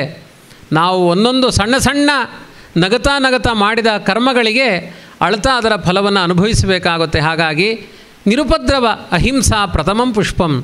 ಯಾರಿಗೂ ಹಿಂಸೆ ಮಾಡದೆ ಬದುಕಿ, ಸಾಧ್ಯ ಆದಷ್ಟು ಉಪಕಾರ ಮಾಡಿ. ಉಪಕಾರ ಅಂದರೆ ಏನು? ಯಾರು ಇವಾಗ ಮುಂದೆ ನೀವು ಹಣ ಸಂಪಾದನೆ ಮಾಡ್ತೀರಿ, ನಿಮಗೆ ಎಷ್ಟು ಬೇಕೋ ಇಟ್ಟುಕೊಳ್ಳಿ, ಅದರಲ್ಲಿ ಒಂದು ಭಾಗವನ್ನು ಲೋಕಕ್ಕೆ ಉಪಕಾರ. ಯಾರು ಬಡತನದಲ್ಲಿದ್ದಾರೆ, ಯಾರಿಗೆ ವಿದ್ಯಾಭ್ಯಾಸ ಬೇಕಾಗಿದೆ, ಯಾರು ಕಷ್ಟದಲ್ಲಿದ್ದಾರೆ, ಸಹಾಯ ನಿಮ್ಮ ಬದುಕಿನ ಸಾಧನೆ. ಇನ್ನೊಂದು ಜನ್ಮಕ್ಕೆ ಅದು ಡೆಪಾಸಿಟ್ ಆಗುತ್ತೆ. LIC ಡೆಪಾಸಿಟ್ ಮಾಡ್ತಾರೆ, ಅಂದರೆ ಕೊನೆಯ ಕಾಲಕ್ಕೆ ನಮಗೆ ಉಪಯೋಗಕ್ಕೆ ಬರಲಿ ಅಂತ. ಕೊನೆಯ ಕಾಲ ಇಷ್ಟೇ ಸಾಕಾಗಲ್ಲ, ಪ್ರಾಣ ಹೋದ ಮೇಲೆ ಇನ್ನೊಂದು ಜನ್ಮ ಉಂಟು. ಅದಕ್ಕೆ ಬೇಕಾದ ಸಂಪತ್ತು ಯಾವುದು? ಈ ಜನ್ಮದಲ್ಲಿ ಇನ್ನೊಬ್ಬರಿಗೆ ಉಪಕಾರ ಮಾಡಿದರೆ ಇನ್ನೊಂದು ಜನ್ಮಕ್ಕೆ ನಿಮಗೆ 10 ಜನ ಉಪಕಾರ ಮಾಡ್ತಾರೆ. ನಾನಾ ಜನರ ಸೇವೆಯನ್ನು ಮಾಡಿ ದೇವರು ಪ್ರೀತನಾಗುವುದು ಅದರಲ್ಲೇ. ಒಂದು ಸಣ್ಣ ಕತೆ ಹೇಳ್ತೇನೆ ಇದಕ್ಕೆ ಸಂಬಂಧಪಟ್ಟಂತೆ. ಇಬ್ಬರು ಅಣ್ಣ ತಮ್ಮ. ಒಂದು ನಿಯಮ ಇದೆ, 50 ವರ್ಷ ಆದಮೇಲೆ ಒಂದು ಕಾಶಿ ರಾಮೇಶ್ವರ ಯಾತ್ರೆ ಮಾಡಿ ಬರಬೇಕು ಅಂತ ಹೊರಟರು ಅವರು. ಕಾಶಿಗೆ ಹೋಗಬೇಕು, ರಾಮೇಶ್ವರಕ್ಕೆ ಹೋಗಬೇಕು ಅಂತ. ಅದು ನಿಯಮ ಏನು ಅಂದರೆ, ಕಾಶಿಯಲ್ಲಿ ಗಂಗೆಯಲ್ಲಿ ಸ್ನಾನ ಮಾಡಿ ವಿಶ್ವೇಶ್ವರನಿಗೆ ಅಭಿಷೇಕ ಮಾಡಿ ಮತ್ತೆ ಆ ಗಂಗೆಯನ್ನು ತೆಗೆದುಕೊಂಡು ಬಂದು ರಾಮೇಶ್ವರದಲ್ಲಿರುವಂತಹ ರುದ್ರದೇವರಿಗೆ ಅಭಿಷೇಕ ಮಾಡಬೇಕು ಅಂತ ಅಣ್ಣ ತಮ್ಮ ಹೊರಟರು. ಪಾದಯಾತ್ರೆ ಮಾಡಿಕೊಂಡು ಹೋದರು. ಆ ಕಾಶಿಯಿಂದ ಪಾದಯಾತ್ರೆ ಮಾಡ್ಕೊಂಡು ಬರ್ತಾ ಇದ್ದಾರೆ. 4-5 ತಿಂಗಳು ನಡ್ಕೊಂಡು ಬರ್ತಾ ಇದ್ದಾರೆ. ಇನ್ನೇನು ರಾಮೇಶ್ವರ 2 ಕಿಲೋಮೀಟ್ರ್ ಇದೆ. ಇಬ್ಬರ ಮಂಡೆ ಮೇಲೂ 6 ಲೀಟ್ರು ಆ ಗಂಗೆಯ ನೀರಿದೆ. ಆ ಸಮಯದಲ್ಲಿ ದಾರಿಯಲ್ಲಿ ಒಂದು ಒಂಟೆ ಸಾಯುವ ಹಾಗೆ ಒದ್ದಾಡ್ತಾ ಇತ್ತು. ನೀರಿಲ್ಲ, ಅಲ್ಲಿ ಕುಡಿಯುವ ನೀರಿಲ್ಲ. ಆ ಸಮಯದಲ್ಲಿ ಯಾರೋ ಹೇಳಿದರು, ಒಂಟೆ ಸತ್ತೋಗುತ್ತೆ, ನಿಮ್ಮ ಹತ್ರ ಇರುವ ನೀರನ್ನು ಆ ಒಂಟೆಯ ಬಾಯಿಗೆ ಹಾಕಿ ಅದು ಬದುಕುತ್ತೆ ಅಂತ. ಅಣ್ಣ ಹೇಳಿದ, ತಮ್ಮ ಸ್ವಲ್ಪ ನೀನು ನೀರು ಕೊಡೋದಕ್ಕೆ ಅಂತ. ತಮ್ಮ ಹೇಳಿದ, ನಾನು ಅಷ್ಟು ದೂರದಿಂದ ಕಷ್ಟಪಟ್ಟು ಹೊತ್ತು ತಂದಿದ್ದೇನೆ, ನಾನು ರಾಮೇಶ್ವರನಿಗೆ ಅಭಿಷೇಕ ಮಾಡಲಿಕ್ಕೆ ತಂದಿರುವ ನೀರನ್ನು, 6 ತಿಂಗಳು ಪ್ರಯಾಸದಿಂದ ತಂದಿರುವ ನೀರನ್ನು ನಾನು ಒಂಟೆಗೆ ಕೊಡ್ತಾರ? ಅಯ್ಯೋ, ಅದೊಂದು ಹೀನ ಪ್ರಾಣಿ, ನಾನು ಕೊಡೋದಿಲ್ಲ ಅಂತ ಇಂತಹ ಮಾತುಗಳನ್ನು ಆಡ್ತಾನೆ. ಅಣ್ಣ ಆಲೋಚನೆ ಮಾಡ್ತಾನೆ, ಸಾಯುವ ಒಂದು ಪ್ರಾಣಿಯನ್ನು ಬದುಕಿಸ್ಬೋದು. ನನ್ನ ತಮ್ಮ ನೀರು ತಂದಿದ್ದಾನೆ, ನಮ್ಮ ಕುಟುಂಬದಲ್ಲಿ ಒಂದು ಅಭಿಷೇಕ ನನ್ನ ತಮ್ಮ ಮಾಡಿದರೂ ದೇವರಿಗೆ ತಲುಪುತ್ತೆ. ಆದರೆ ಇವತ್ತು ನಾನು ನನ್ನ ಮಂಡೆಯಲ್ಲಿರುವ ನೀರನ್ನು ಆ ಒಂಟೆಗೆ ಕೊಡಲಿಲ್ಲ ಅಂದರೆ ಒಂಟೆ ಸತ್ತೋಗುತ್ತೆ ಅಂತ ಆಲೋಚನೆ ಮಾಡಿದ. ತಮ್ಮ ಬೈತಾ ಇದ್ದಾನೆ ಅಣ್ಣನಿಗೆ, 6 ತಿಂಗಳು ಹೊತ್ತು ತಂದ ನೀರನ್ನು ಆ ಒಂಟೆಯ ಬಾಯಿಗೆ ಹಾಕ್ತಾ ಇದೆಯಲ್ಲ, ನಿನಗೆ ಮಂಡೆ ಸಮ ಇಲ್ಲ ಅಂತ ಬೈತಾ ಇದ್ದಾನೆ. ಅಣ್ಣ ತಲೆ ಕೆಡಿಸ್ಕೊಳ್ಳಿಲ್ಲ. ಒಂದು ಜೀವವನ್ನು ಬದುಕಿಸುವುದು ನನ್ನ ಧರ್ಮ ಅಂತ ಆ 6 ಲೀಟ್ರ್ ನೀರನ್ನು ಆ ಒಂಟೆಯ ಬಾಯಿಗೆ ಹಾಕಿದ. 2 ನಿಮಿಷಕ್ಕೆ ಅಲ್ಲಿ ಒಂಟೆ ಕಾಣಿಸಲಿಲ್ಲ. ಅಲ್ಲಿ ವಿಶ್ವೇಶ್ವರನ ದರ್ಶನ ಆಯಿತು. ರಾಮೇಶ್ವರದಲ್ಲಿ ಯಾವ ಅಭಿಷೇಕ ಮಾಡಿಕೊಳ್ಳಿಕ್ಕೆ ತಯಾರಾಗಿ ಕುಳಿತಿದ್ದ ರಾಮೇಶ್ವರ, ಅವನು ಪ್ರತ್ಯಕ್ಷವಾಗಿ ಒಂಟೆ ರೂಪದಿಂದ ಬಂದು ಅನುಗ್ರಹ ಮಾಡಿದ ಅಂತ ಕಥೆ ಉಂಟು ಒಂದು ಪುರಾಣದಲ್ಲಿ. ಯಾಕೆ ಈ ಮಾತುಗಳನ್ನು ಹಾಡಿದೆ ಅಂದರೆ, ದೇವರು ಒಲಿಯುವುದು ಪರೋಪಕಾರದಿಂದ. ಕೇವಲ ದೇವಮಂದಿರಕ್ಕೆ ಹೋಗಿ 4 ಪ್ರದಕ್ಷಿಣೆಯನ್ನು ಹಾಕಿ ಬಂದರೆ ನಮ್ಮ ಕರ್ತವ್ಯ ಮುಗಿಲಿಲ್ಲ. ಯಾರು ಕಷ್ಟದಲ್ಲಿದ್ದಾರೆ ಅವರಿಗೆ ಸಹಾಯವನ್ನು ಮಾಡಿ. ನಾನಾ ಜನಸ್ಯ ಶುಶ್ರೂಷಾ ಕರ್ಮಾಖ್ಯ ಕರವನ್ಮಿತೇಹೆ. ಟ್ಯಾಕ್ಸ್ ಕಟ್ಟುವುದು ಎಷ್ಟು ಕಡ್ಡಾಯವೋ ಸರ್ಕಾರಕ್ಕೆ, ಅಷ್ಟೇ ಕಡ್ಡಾಯ ಇನ್ನೊಬ್ಬರಿಗೆ ಉಪಕಾರ ಮಾಡಿ. ಕೊಟ್ಟು ತಿನ್ನಿ, ತಿಳಿದು ಬದುಕಿ. ಇದೆಲ್ಲ ಮಾನವೀಯ ಮೌಲ್ಯಗಳು. ತುಂಬ ಪ್ರಧಾನವಾದದ್ದು ಪರೋಪಕಾರ. ಇನ್ನೊಬ್ಬರಿಗೆ ಉಪದ್ರವ ಕೊಡಬೇಡಿ, ಇನ್ನೊಬ್ಬರಿಗೆ ಉಪಕಾರಗಳನ್ನು ಮಾಡಿ. ಈ ಥರ ಮೌಲಿಕವಾದ ತುಂಬ ಸಂದೇಶಗಳು ರಾಮಾಯಣದಲ್ಲೊಂದು ಸಂದೇಶ ಇದೆ. ಇನ್ನೊಂದು ಪ್ರಧಾನವಾದ ಅಂಶ, ಮತ್ತೊಬ್ಬರು ಏನಾದರೂ ನಮ್ಮನ್ನು ನಿಂದನೆ ಮಾಡಿದರೆ ತುಂಬ ಜೋರಾಗಿ ರಿಯಾಕ್ಟ್ ಮಾಡಬೇಡಿ. ರಾಮನ ವ್ಯಕ್ತಿತ್ವವನ್ನು ನೋಡಿ. ವಾಲ್ಮೀಕಿಗಳು ಹೇಳ್ತಾರೆ ಆರಂಭದಲ್ಲಿ, ಕಥಂಚಿದ್ ಉಪಕಾರೇಣ ಕೃತೇನ ಏಕೇನ ತುಷ್ಯತಿ ನಸ್ಮರತ್ಯಪಕಾರಾಣಂ ಶತಮಪಿ ಆತ್ಮವತ್ತಯ. ರಾಮನ ವ್ಯಕ್ತಿತ್ವ ಏನು? ಯಾರಾದರೂ ಒಂದು ಸಣ್ಣ ಉಪಕಾರ ಮಾಡಿದರೆ ಅದನ್ನು ನೆನಪಿಟ್ಟುಕೊಳ್ತಾ ಇದ್ದಂತೆ. ತನಗಾಗಿ ಮಾಡಿದ 1000 ಅನ್ಯಾಯಗಳನ್ನು ರಾಮ ಮರಿತಾ ಇದ್ದ. ಇವತ್ತು ನಮ್ಮ ಸಮಾಜದಲ್ಲಿ ಏನಾಗಿದೆ, ಒಂದು ಸಣ್ಣ ತಪ್ಪು ಮಾಡಿದರೆ ಅದನ್ನು ಕೊನೆಯ ತನಕ ನೆನಪಿಟ್ಕೊಳ್ತೇವೆ, ದುರ್ಬಿನಲ್ಲಿಟ್ಟು ನೋಡ್ತೇವೆ. ಆದರೆ ಅವರು ಮಾಡಿದ 100 ಉಪಕಾರಗಳನ್ನು ಮರೆತು ಬಿಡ್ತೇವೆ. ಹಾಗೆ ಮಾಡಬೇಡಿ. ಸ್ವಾರ್ಥ ಇಲ್ಲದೆ ಉಪಕಾರಗಳನ್ನು ಮಾಡಿ. ನಿಮಗೆ ಯಾರಾದರೂ ಅನ್ಯಾಯ ಮಾಡಿದರು ಅದನ್ನು ತುಂಬ ದೊಡ್ಡದಾಗಿ ಪರಿಗಣಿಸಬೇಡಿ. ದೇಶಗಳಿಗೆ ಆದ ಅನ್ಯಾಯಗಳಿಗೆ ಬೇರೆ ಉತ್ತರ ಇದೆ. ಮನೆಗಳಲ್ಲಿ ಕೌಟುಂಬಿಕ ಕಲಹಗಳಲ್ಲಿ ತುಂಬ ಅಧಿಕ ಆಗಬಾರ್ದು. ಮುಂಚೆ ಎಲ್ಲ ಕೂಡು ಕುಟುಂಬ ಅಂತಿತ್ತು. ಇವತ್ತು ಆಸ್ತಿ ವಿಭಜನೆಗಳು, ಗಲಾಟೆಗಳು ಎಲ್ಲ ಹೋಗಿದ್ದರಿಂದ ಅಜ್ಜಿಯರ ಶಿಕ್ಷಣ ಮಕ್ಕಳಿಗಿಲ್ಲ ಅಂತಾಗಿದೆ, ಅತ್ತೆ ಮಾವನ ಶಿಕ್ಷಣ ಸೊಸೆಗಿಲ್ಲ ಅಂತಾಗಿದೆ. ಇಂಥ ಅನ್ಯಾಯಗಳ ಕಡೆ ನಿಮ್ಮ ಮನಸ್ಸು ಹೋಗೋದು ಬೇಡ. ಎಲ್ಲ ಕೂಡಿ ಬಾಳುವಂತಹ ವ್ಯವಸ್ಥೆ ನಮ್ಮ ಧರ್ಮದಲ್ಲಿ ಇದೆ, ಸನಾತನ ಧರ್ಮದಲ್ಲಿ ಇದೆ. ಅದರ ಜೊತೆಗೆ ರಾಮಾಯಣದಲ್ಲಿ ಹೇಳುವ ಮತ್ತೊಂದು ಸಂದೇಶ, ನೀವು ಸಂಧ್ಯಾಕಾಲಗಳಲ್ಲಿ ಸ್ವಲ್ಪ ಭಜನೆ ಮಾಡಿ. ಬದುಕು ಓಡ್ತಾ ಇರುತ್ತೆ. ರಾಮ ಕೃಷ್ಣ ಅನ್ನುವ ಮಂತ್ರಗಳನ್ನು ಜಪ ಮಾಡಿ. ಕಲಿಯುಗದಲ್ಲಿ ಸಿಕ್ಕಾಪಟ್ಟೆ ಪವರ್ ಇದೆ ಅದಕ್ಕೆ, ರಾಮಕೃಷ್ಣ ಮಂತ್ರಗಳಿಗೆ. ಜಪ ಮಾಡಿ ನೋಡಿ. ಇಸ್ಕಾನ್ ಇವತ್ತು 144 ಸಂಸ್ಥೆಗಳಿದೆ ದೇಶ ವಿದೇಶಗಳಲ್ಲಿ. ಆಕರ್ಷಿತರಾಗ್ತಾ ಇದ್ದಾರೆ. ಅವರೇ ಹೇಳಿಕೊಳ್ತಾರೆ, ರಾಮಕೃಷ್ಣ ಅನ್ನುವ ನಾಮಗಳಲ್ಲಿರುವ ನೆಮ್ಮದಿ ನಮಗೆ ಯಾವ ಭೋಗ ಪ್ರಪಂಚದಲ್ಲೂ ಇಲ್ಲ ಅಂತ. ಆಚೆ ಪ್ರಾಂತ್ಯದಲ್ಲಿರುವಂತಹ ಸುಖಗಳು ಭಾರತದಲ್ಲಿ ಇನ್ನೂ ಇಲ್ಲ. ಅಷ್ಟು ಸುಖದ ಮೇಲ್ಭಾಗಕ್ಕೆ ಹೋದ ವಿದೇಶದವರೆಲ್ಲ ರಾಮಕೃಷ್ಣ ಅನ್ನುವ ನಾಮಗಳಿಗೆ ಅವರು ಆಕರ್ಷಿತರಾಗಿದ್ದಾರೆ. ಇದು ನಮಗೊಂದು ಆದರ್ಶ. ಸಾಯಂಕಾಲದ ಹೊತ್ತು ನಮ್ಮ ಮನಸ್ಸಿನಲ್ಲಿ ಅಥವಾ ಎಲ್ಲ ಕುಟುಂಬದವರು ಸೇರಿಕೊಂಡು 10 ರೂಪಾಯಿ ತಾಳ ತಗೊಂಡು ರಾಮ ಕೃಷ್ಣ ಗೋವಿಂದ ಅಂತ ಸ್ವಲ್ಪ ಭಜನೆ ಮಾಡಿ. ಎಲ್ಲರೂ ಮಾಡ್ತಾರೆ. 5 ಬಾರಿ ಮಾಡುವಂತಹ ಧರ್ಮಗಳಿದ್ದಾವೆ. ಒಂದು ಬಾರಿ ಸಂಧ್ಯಾಕಾಲದಲ್ಲಿ ರುದ್ರದೇವರು ಸಂಚಾರ ಮಾಡುವ ಸಮಯ ಅದು. ಸಂಧ್ಯಾಕಾಲ ಮೋಸ್ಟ್ ಇಂಪಾರ್ಟೆಂಟ್. ಆ ಸಮಯದಲ್ಲಿ ನೀವು ಹರಿಭಜನೆ ಮಾಡಿದರೆ, ರುದ್ರದೇವರ ಸ್ತೋತ್ರ ಮಾಡಿದರೆ ಎಲ್ಲ ಕಷ್ಟಗಳು ಪರಿಹಾರ ಆಗುತ್ತೆ ಅಂತ ಹೇಳಿದ್ದಾರೆ. ಹಾಗಾಗಿ ರಾಮ ಭಜನೆಯನ್ನು ಮಾಡಿ. ಕೆಲವರೆಲ್ಲ ಕೇಳೋದುಂಟು, ಇಲ್ಲ ರಾಮ ಭಜನೆ ಮಾಡೋದ್ರಿಂದ ನಮಗೇನು ಬೆನಿಫಿಟ್ಟು ಅಂತ. ಅದಕ್ಕೆ ನೋಡಿ, ಒಂದು ಕತೆ ಹೇಳ್ತಾರೆ ರಾಮಾಯಣದಲ್ಲಿ. ಒಬ್ಬ ಸಂಪಾತಿ ಗರುಡ, ಅವರಿಬ್ಬರು ಅರುಣನ ಮಕ್ಕಳು. ಆ ಅರುಣನಿಗೆ 2 ಮಕ್ಕಳು, ಸಂಪಾತಿ ಗರುಡ ಅಂತ. ಅವರು ಸಣ್ಣ ಬಾಲ್ಯದಲ್ಲಿದ್ದಾಗ 2 ಹಕ್ಕಿಗಳು. ಆ 2 ಹಕ್ಕಿಗಳಿಗೆ, ಜಟಾಯು ಮತ್ತು ಸಂಪಾತಿಗಳಿಗೆ ಒಂದು ಸ್ಪರ್ಧೆ ಏರ್ಪಡುತ್ತೆ. ಆ ಜಟಾಯು ಸಂಪಾತಿಗಳು ಮೇಲೆ ಹಾರಿಕೊಂಡು ಹೋಗ್ತಾ ಇದ್ದಾರೆ. ಯಾರ ಮೇಲೆ ಹಾರ್ತಾರೆ ಅಂತ. ಹಾರಾಡೋರು ತುಂಬ ಮಂದಿ ಇದ್ದರು, ಹಾರೋರು ಕಡಿಮೆ ಇದ್ದರು. ಇವರು ಮೇಲೆ ಹಾರಿಕೊಂಡು ಹೋಗ್ತಾ ಇದ್ದಾರೆ. ಸಂಪಾತಿ ಮೇಲೆ ಹೋಗ್ತಾನೆ, ಅವನ ಮೇಲೆ ಜಟಾಯು ಹೋಗ್ತಾನೆ, ಅವನ ಮೇಲೆ ಮತ್ತೆ ಸಂಪಾತಿ ಹೋಗ್ತಾನೆ. ಸೂರ್ಯಮಂಡಲದ ತನಕ ಹಾರಿದ ಹಕ್ಕಿಗಳಿವರು. ಸೂರ್ಯನ ಹತ್ತಿರ ಹೋಗಬೇಕಾದ್ರೆ ಜಟಾಯುವಿನ ರೆಕ್ಕೆ ಸುಡ್ಲಿಕ್ಕೆ ಆರಂಭ ಆಯ್ತಂತೆ. ಕೂಡಲೇ ಸಂಪಾತಿ ಏನು ಮಾಡಿದ, ಅವನ ಮೇಲೆ ಹಾರಿ ತನ್ನ ರೆಕ್ಕೆಗಳನ್ನು ಅಡ್ಡ ಹಿಡಿದು ಸಂಪಾತಿ ಜಟಾಯುವನ್ನು ರಕ್ಷಣೆ ಮಾಡಿದ. ಸಂಪಾತಿ ಮೇಲೆ ಹಾರಿದ, ತನ್ನ ರೆಕ್ಕೆಗಳನ್ನೆಲ್ಲ ಚಾಚಿ ತನ್ನ ತಮ್ಮನನ್ನು ರಕ್ಷಣೆ ಮಾಡಿದ. ಆದರೆ ಸಂಪಾತಿಯ ರೆಕ್ಕೆಗಳೆಲ್ಲ 90% ಸುಟ್ಟು ಹೋಯಿತು. ಮೇಲಿಂದ ಕೆಳಗೆ ಬಿದ್ದ, ಸಾಯುವ ಸ್ಥಿತಿಯಲ್ಲಿದ್ದ. ಅವನು ಬಿದ್ದ ಬೆಟ್ಟದಲ್ಲಿ ಒಬ್ಬರು ಋಷಿಗಳಿದ್ದರು. ಅವ್ರ ಹತ್ರ ಹೇಳಿದ, 90% ಬರ್ನ್ ಆಗಿದೆ ನನ್ನ ದೇಹ, ಬದುಕಲಿಕ್ಕೆ ಸಾಧ್ಯ ಇಲ್ಲ, ನನಗೊಂದು ಪ್ರಾಣ ಹೋಗುವ ಹಾಗೆ ಅನುಗ್ರಹ ಮಾಡಿ ಅಂತ ಋಷಿಗಳಲ್ಲಿ ಕೇಳಿದ. ಋಷಿಗಳು ಹೇಳ್ತಾರೆ, ನೀನು ಹೆದರಬೇಡ, ಸ್ವಲ್ಪ ಸಮಯಕ್ಕೆ ಇದೇ ಜಾಗಕ್ಕೆ ಸೀತೆಯನ್ನು ಹುಡುಕಿಕೊಂಡು ಹನುಮಂತ ಬರ್ತಾನೆ, ಅವನ ಟೀಮ್ ಬರುತ್ತೆ. ಅವರು ಸೀತೆಯನ್ನು ಹೇಗೆ ಹುಡುಕೋದು ಅಂತ ಆಲೋಚನೆ ಮಾಡಿ ದಾರಿ ಗೊತ್ತಾಗದೆ ರಾಮ ಭಜನೆ ಮಾಡ್ತಾರೆ ಈ ಬೆಟ್ಟದಲ್ಲಿ. ಆವಾಗ ನಿನಗೆ ಈ ಸುಟ್ಟೋದ ರೆಕ್ಕೆಗಳೆಲ್ಲ ಮತ್ತೆ ಚಿಗುರುತ್ತೆ ಅಂತ ಆ ಋಷಿಗಳು ಹೇಳ್ತಾರೆ ಜ್ಞಾನದ ದೃಷ್ಟಿಯಿಂದ. ಸಂಪಾತಿ ರಾಮನನ್ನೇ ಧ್ಯಾನ ಮಾಡ್ತಾ ಕೂತಿರ್ತಾನೆ. ಅವನ ಮನಸ್ಸಿನಲ್ಲಿ ರಾಮ ರಾಮ ಹೇಳ್ತಾ ಇದ್ದಾನೆ. ಕೆಲವೊಮ್ಮೆ ನಾವೊಬ್ಬರೇ ರಾಮ ರಾಮ ಅಂದರೆ ಅದು ಜಗತ್ತಿಗೆ ಮಂತ್ರದ ಬಲ ಸಾಕಾಗೋದಿಲ್ಲ. ಟೀಮ್ ವರ್ಕ್ ಮಾಡಬೇಕು. ಸಂಘೇ ಶಕ್ತಿ ಕಲೌಯುಗೆ ಅಂತ ಹೇಳಿದ್ದಾರೆ. ಎಲ್ಲ ಸೇರಿ ಸಾಮೂಹಿಕವಾಗಿ ರಾಮ ಭಜನೆ ಮಾಡಬೇಕು, ಕೃಷ್ಣನ ಭಜನೆಗಳನ್ನು ಮಾಡಬೇಕು. ಆವಾಗ ಅದಕ್ಕೊಂದು ಒಳ್ಳೆಯ ಶಕ್ತಿ ಸಾಮರ್ಥ್ಯಗಳು ಆವಾಹನೆ ಆಗುತ್ತೆ. ಹಾಗಾಗಿ ಆ ಹನುಮಂತ ಬಂದ, ಅವನ ಪರಿವಾರದ ಎಲ್ಲ ಮಂಗಗಳು ಒಟ್ಟಾಗಿ ಸೇರಿ ಹರೇ ರಾಮ ಅಂತ ಭಜನೆ ಮಾಡಲಿಕ್ಕೆ ಆರಂಭ ಮಾಡಿದರು. ದೂರದಲ್ಲಿ ಸುಟ್ಟು ಕರಕಲಾಗಿ ಹೋಗಿರುವಂತಹ ಸಂಪಾತಿಯ ಬದುಕಿನ ಆ ರೆಕ್ಕೆಗಳು ಮತ್ತೆ ಚಿಗುರಿ ಬಂತಂತೆ. ಹಾರಿಕೊಂಡು ಬರ್ತಾನೆ ಸಂಪಾತಿ. ಯಾವ ಮೆಡಿಸನ್ ಇಲ್ಲ, ಯಾವುದೇ ICU ಇದರಲ್ಲಿ ಹಾಕಿಲ್ಲ, ಅವನಿಗೆ ಗ್ಲೂಕೋಸ್ ಕೊಟ್ಟಿಲ್ಲ. ಕೇವಲ ಅಂತಹ ಶಕ್ತಿ ಆವಾಹನೆಯಾಗಿದ್ದು ರಾಮ ಕೃಷ್ಣ ಅನ್ನುವ ಮಂತ್ರದ ಜಪದಿಂದ. ಆದರೆ ಒಂದು ಇಲ್ಲಿ ಇರಬೇಕಾದದ್ದು ವಿಶ್ವಾಸ ಇರಬೇಕು. ಅಲ್ಲಿ ನಾವು ಆಸ್ಪತ್ರೆಯಲ್ಲಿ ಆರೋಗ್ಯ ಬರಲಿಕ್ಕೆ ದುಡ್ಡು ಕೊಡ್ತೇವೆ, ಇಲ್ಲಿ ದೇವರ ನಂಬಿಕೆ ಅನ್ನೋದು ದೃಢವಾಗಿರಬೇಕು. ಆವಾಗ ನಮಗೆ ಎಂಥ ಕಷ್ಟಗಳಿದ್ದರೂ ಅದನ್ನು ಎದುರಿಸಲಿಕ್ಕಾಗುತ್ತೆ.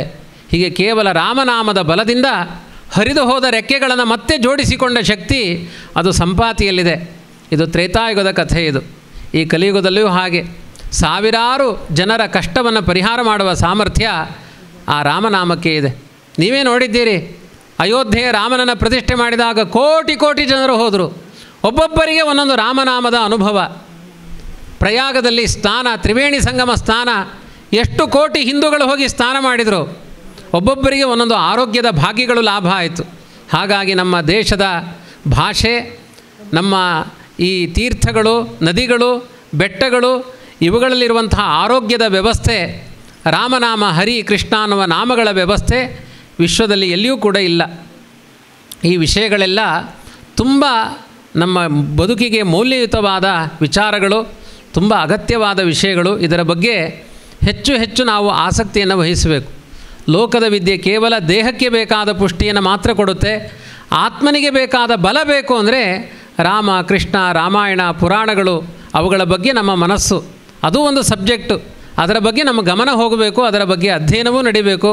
ಆವಾಗ ದೇವರು ಮನುಷ್ಯ ಜನ್ಮ ಇಂತಹ ತಲೆಯನ್ನು ಕೊಟ್ಟಿದ್ದಕ್ಕೆ ಸಾರ್ಥಕವಾಗುತ್ತೆ ಅಂತ ಹೇಳ್ತಾ, ಇನ್ನು ಹೆಚ್ಚೊತ್ತು ಹೇಳಿದರೆ ನಿಮ್ಮ ತಲೆ ಈಗ ಸ್ಟ್ರೈಟ್ ಕೂತಿದೆ, ಬಗುತ್ತಾ ಹೋಗುತ್ತೆ, ತೂಕಡಿಸುವ ಸಾಧ್ಯತೆಗಳಿದ್ದಾವೆ.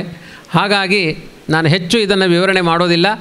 ವಿಶೇಷವಾಗಿ ಈ ವಯಸ್ಸಿನಲ್ಲಿ ನಿಮ್ಮ ಈ ಯೌವನದಲ್ಲಿ ಕಲಿತ ವಿದ್ಯೆ ಅದು ಸಾರ್ವಕಾಲಿಕ.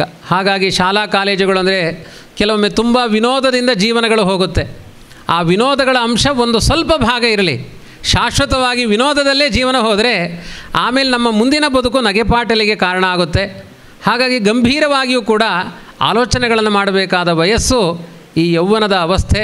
ಅದರಲ್ಲಿ ಎಲ್ಲರೂ ಕೂಡ ಅರ್ಥ ಮಾಡಿಕೊಂಡು ನಮ್ಮ ಭಾರತೀಯತೆ, ನಮ್ಮ ತತ್ವಶಾಸ್ತ್ರಗಳು, ಭಗವದ್ಗೀತೆ, ರಾಮಾಯಣ ಇದರ ಮೌಲ್ಯಗಳನ್ನು ಅರ್ಥ ಮಾಡಿಕೊಂಡು ನಮ್ಮ ಬದುಕು ಸಾಗುವಂತೆ ಆಗಲಿ ಅಂತ ಪ್ರಾರ್ಥನೆ ಮಾಡ್ತಾ, ವಿಶೇಷವಾಗಿ ನಮ್ಮ ವಿವೇಕಾನಂದ ಈ ಸಂಸ್ಥೆಯ ಎಲ್ಲ ಪದಾಧಿಕಾರಿಗಳು, ಎಲ್ಲ ಅಧ್ಯಾಪಕರು, ಈಗಾಗಲೇ ನಿವೃತ್ತಿಯನ್ನು ಪಡೆದ ಅಧ್ಯಾಪಕರು ಇಲ್ಲಿ ಬಂದಿದ್ದಾರೆ.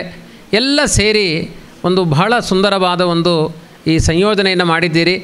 ದೇವರು ಧರ್ಮ ಅನ್ನುವುದಕ್ಕೆ ಅವಕಾಶವೇ ಇಲ್ಲ ಇವತ್ತಿನ ಶಿಕ್ಷಣದ ಜೊತೆಯಲ್ಲಿ ಸೇರಿಕೊಂಡಿಲ್ಲ.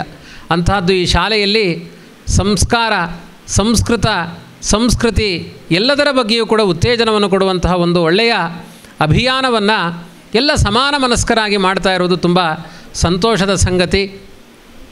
ಕೊನೆಗೆ ಹೇಳುವ ಒಂದು ಸಂಸ್ಥೆ ಮತ್ತು ಮಕ್ಕಳಿಗೆ ಹೇಳುವ ಮಾತು ಇಷ್ಟೇ. ಒಬ್ಬ ಜ್ಯೋತಿಷ್ಕ ಇದ್ದಂತೆ, ಜ್ಯೋತಿಷಿ, ಅವನು ಕರೆಕ್ಟಾಗಿ ಜ್ಯೋತಿಷ್ಯ ಹೇಳ್ತಾ ಇದ್ದಂತೆ. ಅದಕ್ಕೆ ಇನ್ನೊಬ್ಬ ಜ್ಯೋತಿಷಿಗೆ ಅವನನ್ನು ಕಂಡ್ರೆ ಆಗ್ತಾ ಇರಲ್ಲ. ಮಕ್ಕಳ ಮಾತಾಡಬೇಡಿ, 2 ನಿಮಿಷ ನನ್ನ ಮಾತು ಕೇಳಿಸ್ಕೊಳ್ಳಿ. ಒಬ್ಬ ಜ್ಯೋತಿಷಿಗೆ ಇನ್ನೊಬ್ಬ ಜ್ಯೋತಿಷಿಯನ್ನು ಕಂಡ್ರೆ ಆಗ್ತಾ ಇರಲಿಲ್ಲ. ಏನಾದರೂ ಮಾಡಿ ಅವನ ಜ್ಯೋತಿಷ್ಯವನ್ನು ಫೇಲ್ ಮಾಡಬೇಕು, ಸರಿ ತಪ್ಪು ಅಂತ ಮಾಡಬೇಕು. ಅದಕ್ಕೆ ಅವನೊಂದು ಉಪಾಯ ಮಾಡಿದನಂತೆ. ತನಗೆ ಒಬ್ಬ ಶಿಷ್ಯನ ಕೈಯಲ್ಲಿ ತುಂಬ ಚಂದ ಜ್ಯೋತಿಷ್ಯ ಹೇಳೋನೊಬ್ಬ ಇದ್ದ. ಅವನ ಮೇಲೆ ಇವನಿಗೆ ಹೊಟ್ಟೆ ಉರಿ. ಅದಕ್ಕೆ ಅವನಿಗೆ ಶಿಷ್ಯನಿಗೆ ಹೇಳಿದ, ಒಂದು ಹಕ್ಕಿಯ ಮರಿಯನ್ನು ಕೈಯಲ್ಲಿ ಹಿಡ್ಕೊಂಡು ಹೋಗು, ಆ ಜ್ಯೋತಿಷಿ ಹತ್ರ ಕೇಳು, ನನ್ನ ಕೈಯಲ್ಲಿ ಏನಿದೆ ಏನಿಲ್ಲ ಅಂತ ಕೇಳು. ಅವನು ಕರೆಕ್ಟಾಗಿ ಹೇಳಬೇಕು, ನಿನ್ನ ಕೈಯಲ್ಲಿ ಹಕ್ಕಿಯ ಮರಿ ಇದೆ ಅಂತಲೇ ಹೇಳಬೇಕವ. ಅದನ್ನು ಸರಿ ಹೇಳ್ತಾನೆ ಅವನು ಜಾಣ ಇದ್ದಾನೆ ಜ್ಯೋತಿಷಿ, ಹಕ್ಕಿಯ ಮರಿ ಅಂತ ಹೇಳ್ತಾನೆ. ನೆಕ್ಸ್ಟ್ ಒಂದು ಪ್ರಶ್ನೆ ಕೇಳು, ಕೈಯಲ್ಲಿರುವ ಹಕ್ಕಿ ಮರಿ ಸತ್ತಿದೆಯೋ ಬದುಕಿದೆಯೋ ಕೇಳು. ಅದು ಸತ್ತಿದೆ ಅಂದರೆ ನೋಡು ಬದುಕಿದೆ ಅಂತ ತೋರಿಸು, ಅದು ಬದುಕಿದೆ ಅಂದರೆ ಅಲ್ಲೇ ಅದರ ಕುತ್ತಿಗೆಯನ್ನು ಹಿಚಕಿ ನೋಡು ಸತ್ತಿದೆ ಅಂತ ತೋರಿಸು. ಒಟ್ಟಿನಲ್ಲಿ ಅವನ ಜ್ಯೋತಿಷ್ಯವನ್ನು ಫೇಲ್ ಮಾಡಬೇಕು ನೀನು. ಅವನ ನಪಾಸ್, ಅವನ ಜ್ಯೋತಿಷ್ಯ ಸುಳ್ಳಾಯಿತು ಅಂತ ಮಾಡಬೇಕು ಅಂತ. ಆವಾಗ ಇವ ಹೋದ ಹಿಡ್ಕೊಂಡು, ಕೇಳಿದ. ಅವನು ಮುಹೂರ್ತ ಸಾರಿ ಎಲ್ಲ ಹಾಕಿ ಕವಡೆ ಹಾಕಿ ನೋಡಿ ಹೇಳಿದ, ನಿನ್ನ ಕೈಯಲ್ಲಿ ಹಕ್ಕಿ ಮರಿ ಇದೆ ಹೇಳಿದ. ಅವ ಕೇಳಿದ, ನನ್ನ ಕೈಯಲ್ಲಿರುವ ಹಕ್ಕಿ ಮರಿ ಸತ್ತಿದೆಯೋ ಬದುಕಿದೆಯೋ? ಆ ಜ್ಯೋತಿಷಿ ಮತ್ತೆ ಒಮ್ಮೆ ಕವಡೆ ತಿರುಗಿಸಿ ಹೇಳಿದ, ನಿನ್ನ ಕೈಯಲ್ಲಿರುವ ಹಕ್ಕಿಯ ಮರಿಯ ಸಾವು ಬದುಕುಗಳು ನಿನ್ನ ಕೈಯಲ್ಲಿದೆ ಅಂತ ಹೇಳಿದ. ಅವ ಸೋಲಿಲ್ಲ ಅದರಲ್ಲಿ. ಯಾಕೆ ಈ ಮಾತನ್ನು ಹೇಳಿದೆ ಅಂದರೆ, ಒಂದು ಸಂಸ್ಥೆ ಅನ್ನೋದು ಒಂದು ಹಕ್ಕಿಯ ಮರಿ ಇದ್ದ ಹಾಗೆ. ಅದು ಬಾರಿನ ಅಗಲ ಎತ್ತರ ಹಾರಬೇಕು ಅಂದರೆ ಅದೆಲ್ಲ ಪದಾಧಿಕಾರಿಗಳ ಕೈಯಲ್ಲೇ ಇದೆ. ಇನ್ನು ನಿಮ್ಮ ಕೈಯಲ್ಲಿ ನಿಮ್ಮ ಬದುಕಿದೆ. ಮುಂದಿನ ಬದುಕು ಸುಂದರ ಆಗಬೇಕು, ಅದು ಎತ್ತರಕ್ಕೆ ಏರಬೇಕು, ಅನೇಕ ಜನರಿಗೆ ಉಪಕಾರ ಆಗಬೇಕು, ಒಬ್ಬೊಬ್ಬರು ಒಂದೊಂದು ಸಂಸ್ಥೆಗಳನ್ನು ನಡೆಸಬೇಕು, ಅಷ್ಟು ಶಕ್ತಿ ಬರಬೇಕು ಅಂದರೆ ಆ ಬುದ್ಧಿ ಎನ್ನುವ ಹಕ್ಕಿ ನಿಮ್ಮ ಕೈಯಲ್ಲಿದೆ. ಅದರ ಸಾವು, ಅದರ ಬದುಕು ಅದು ಎಲ್ಲಿದೆ? ಸಂಘದ ಪದಾಧಿಕಾರಿಗಳ ಕೈಯಲ್ಲಿದೆ, ವಿದ್ಯಾರ್ಥಿಗಳ ಕೈಯಲ್ಲಿದೆ, ನಿಮ್ಮ ಕೈಯಲ್ಲಿದೆ ಆ ಮುಂದಿನ ಭವಿತವ್ಯ. ಇದನ್ನು ಅರ್ಥ ಮಾಡಿಕೊಂಡಾಗ ಮಾತ್ರ ನನ್ನ ಮಾತು ಮುಗಿಯುತ್ತೆ, ವಿಚಾರಗಳು ಮುಗಿಯೋದಿಲ್ಲ. ತಲೆಗೆ ಕೆಲಸ ಕೊಡಬೇಕು. ದೇವರು ಕೊಟ್ಟಿರುವುದೇ ನಮಗೆ ತಲೆಗೆ ಕೆಲಸ. ಎಷ್ಟು ಶಕ್ತಿ ಇದೆ ಇವತ್ತು ಕಂಪ್ಯೂಟರಿಗ. ಡೆಲ್ ಕಂಪ್ನಿ ಬಹಳ ಫೇಮಸ್ಸು ಲ್ಯಾಪ್ಟಾಪ್ಗಳು. 20 ವರ್ಷದ ಮೊದಲನೇ ಕೆಲಸ ಹೀಗೆ ಹುಡುಕಿ ಒಂದು ನಾಯಿ ಬಂದು ಅದಕ್ಕೆ ಸಿಗಲಿಲ್ಲ, ಅದು ಬಾಲ ಅಳ್ಳಾಡಿಸಿ ಹೀಗೆ ಗೋಣ ಹಾಕುತ್ತೆ ಅದು. ಆದರೆ ನಿಮ್ಮಲ್ಲಿ ಫ್ರೆಂಡ್ಶಿಪ್ ಬೆಳೆದಿದೆ. 30 ವರ್ಷ ಬಿಟ್ಟು ಯಾರೋ ಎಲ್ಲೋ ಸಿಕ್ಕಿದ್ರು ಕಾಲೇಜೆಲ್ಲ ಮುಗಿದ ಮೇಲೆ, ಓ ಮಾರಾಯ ಅವತ್ತಿನ ನೀನು ನನ್ನ ಚಡ್ಡಿ ದೋಸ್ತಲ್ವಾ ಅಂತ ಕರಿತೀರಿ ನೀವು. ಹೇಗೆ ನೆನಪಾಯಿತು? 30 ವರ್ಷದ ಮೊದಲು ನೋಡಿದ ವ್ಯಕ್ತಿಗಳ ನೆನಪು 3 ಸೆಕೆಂಡಲ್ಲಿ ಆಗುತ್ತೆ ಅಂದರೆ ಎಂಥ ಮೆಮೊರಿ ಪವರ್ ಕೊಟ್ಟಿದ್ದಾನೆ. ಈ ಮೆಮೊರಿ ಪವರ್ ಮುಂದೆ ಯಾವ ಕಂಪ್ಯೂಟರ್ ಯುಗವೂ ಅಲ್ಲ. ಹಾಗಾಗಿ ಮೌಸ್ ಯಾವುದು? ನಮ್ಮ ಕೈಗಳೇ. CPU ಯಾವುದು? ನಮ್ಮ ಮಂಡೆ. ಬ್ಯಾಟ್ರಿ ಯಾವುದು? ನಮ್ಮ ಹೊಟ್ಟೆ. ಮಾನಿಟರ್ ಯಾವುದು? ನಮ್ಮ ಮುಖ. ಇದು ಚಲಿಸುವ ಲ್ಯಾಪ್ಟಾಪ್. ಸರಿಯಾಗಿ ಉಪಯೋಗಿಸಿದರೆ 100 ವರ್ಷ ಬಾಳಿಕೆ ಬರುತ್ತೆ, ಗ್ಯಾರಂಟಿ ಕಾರ್ಡ್ ಇದೆ. ಡೆಲ್ಲು 1 ವರ್ಷಕ್ಕೆ ಡಲ್ ಆಗುತ್ತೆ. ಇದು ಡೆಲ್ಲು ಅಲ್ಲ, ಡಲ್ಲಾಗುವ ಕಂಪನಿ ಅಲ್ಲ. ಇದನ್ನು ಚೆನ್ನಾಗಿ ಉಪಯೋಗಿಸಿಕೊಳ್ಳಿ. ಅದನ್ನು ದಾಸರು ಹೇಳಿದರು, ಮಾನವ ಜನ್ಮ ದೊಡ್ಡದೋ ಅದ ಹಾನಿ ಮಾಡಲು ಬೇಡಿ ಹುಚ್ಚಪ್ಪಗಳಿರ. ಮನುಷ್ಯ ಜನ್ಮದ ಸಾರ್ಥಕತೆಯನ್ನು ಅರ್ಥ ಮಾಡಿಕೊಂಡು ಬದುಕು ಸಾಗಿಸಿ ಎನ್ನುವ ಅಮೃತ ಸಿಕ್ತವಾದ ಉಪದೇಶಗಳಿದ್ದಾವೆ. ಅದರ ಜೊತೆಗೆ ನಮ್ಮ ಬದುಕು ಮಂಗಳವಾಗಲಿ ಅಂತ ಪ್ರಾರ್ಥನೆ ಮಾಡ್ತಾ, ಕೊನೆಗೊಂದು 5 ಬಾರಿ ಎಲ್ಲ ನನ್ನೊಟ್ಟಿಗೆ ಸೇರಿ ನಾನು 10 ಊರುಗಳಲ್ಲಿ ಮನೆ ಮಕ್ಕಳಿಗೆಲ್ಲ ರಾಮಕೃಷ್ಣ ಮಂತ್ರಗಳನ್ನು ಪಠನ ಮಾಡಿಸ್ತೇನೆ. ನೀವು ಎಲ್ಲ ಒಟ್ಟಿಗೆ ಸೇರಿ ಏಕೋಭಾವದಿಂದ, ವಂಚನೆ ಮಾಡದೆ ನೇರ ಕೂತ್ಕೊಂಡು, ಕೆಲವ್ರದ್ದು ಬೆನ್ನೆಲ್ಲ ಬಗ್ಗಿದೆ, ಪ್ರಾಯ ಆಗಿದೆ ನಿಮಗೆ, ಸ್ವಲ್ಪ ಸ್ಟ್ರೈಟಾಗಿ ಕೂತ್ಕೊಂಡು ಹರೇ ರಾಮ ಹರೇ ಕೃಷ್ಣ ನಾನು ಹೇಳ್ತೇನೆ ಮೊದಲೊಂದು ಬಾರಿ. ಅದೇ ಕ್ರಮದಲ್ಲಿ 10 ಬಾರಿ ಎಲ್ಲರೂ ಸೇರಿ ಸಾಮೂಹಿಕವಾಗಿ ಪಠನ ಮಾಡೋಣ. ಹರೇ ರಾಮ ಹರೇ ರಾಮ ತುಂಬ ಚೇಷ್ಟೆ ಪಾಪ ಏನೇನೋ ಬೇಡದೇ ಇರುವ ತಂಟೆ ಮಾಡಿರ್ತೀವಿ, ಎಲ್ಲ ಪಾಪ ಪರಿಹಾರ ಆಗುತ್ತಂತೆ. ಅದಕ್ಕೆ ಮೆಡಿಸನ್ ಈ ಹರಿನಾಮ. ಗಟ್ಟಿ ಹೇಳಿ, ಮಳೆ ಬರ್ತಾ ಇದೆ ನೋಡಿ. ಹರೇ ರಾಮ ಹರೇ ರಾಮ ರಾಮ ರಾಮ ಹರೇ ಹರೇ ಹರೇ ಕೃಷ್ಣ ಕೃಷ್ಣ ಕೃಷ್ಣ ಕೃಷ್ಣ ಹರೇ ಹರೇ ಹರೇ ರಾಮ ರಾಮ ರಾಮ ಹರೇ ಹರೇ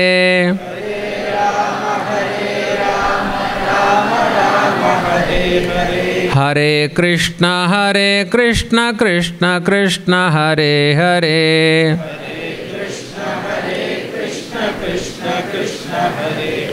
ಒಟ್ಟಿಗೆ ಹೇಳಿ.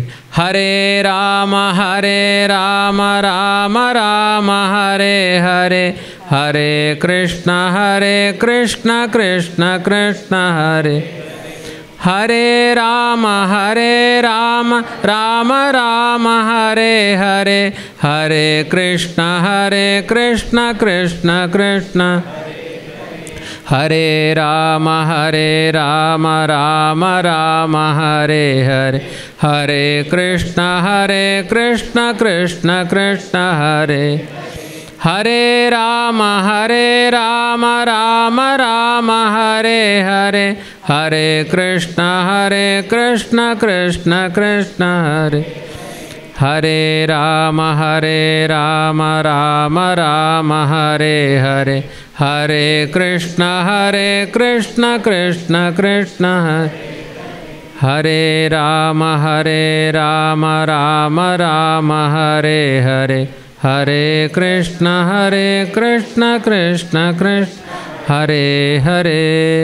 ಹರೇ ನಮಃ.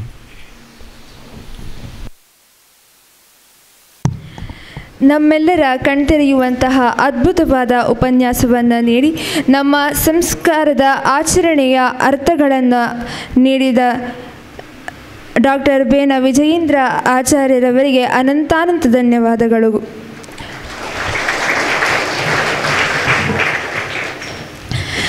ಪ್ರಣಾಮಗಳನ್ನು ಸಲ್ಲಿಸ್ತಾ ವಿವೇಕಾನಂದರ ಪಾದಯುಗ್ಮಗಳಿಗೆ ಪ್ರಣಾಮಗಳನ್ನು ಸಲ್ಲಿಸಿ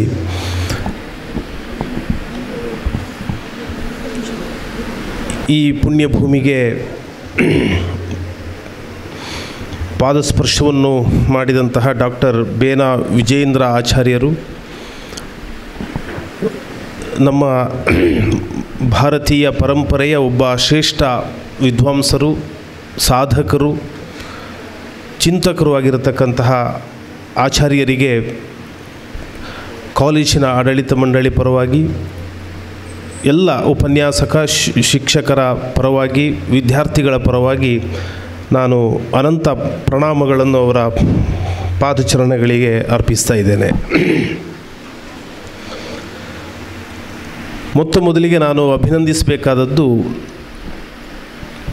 ಇಂತಹ ಒಂದು ಶ್ರೇಷ್ಠ ವ್ಯಕ್ತಿಯನ್ನು, ಸಾಧಕರನ್ನು ಈ ಕಾಲೇಜಿಗೆ ಪರಿಚಯಿಸಲಿಕ್ಕೆ ಒಂದು ಕಾರಣ, ಒಂದು ಹೇತು ಅಂತ ಹೇಳ್ತದಲ್ಲ.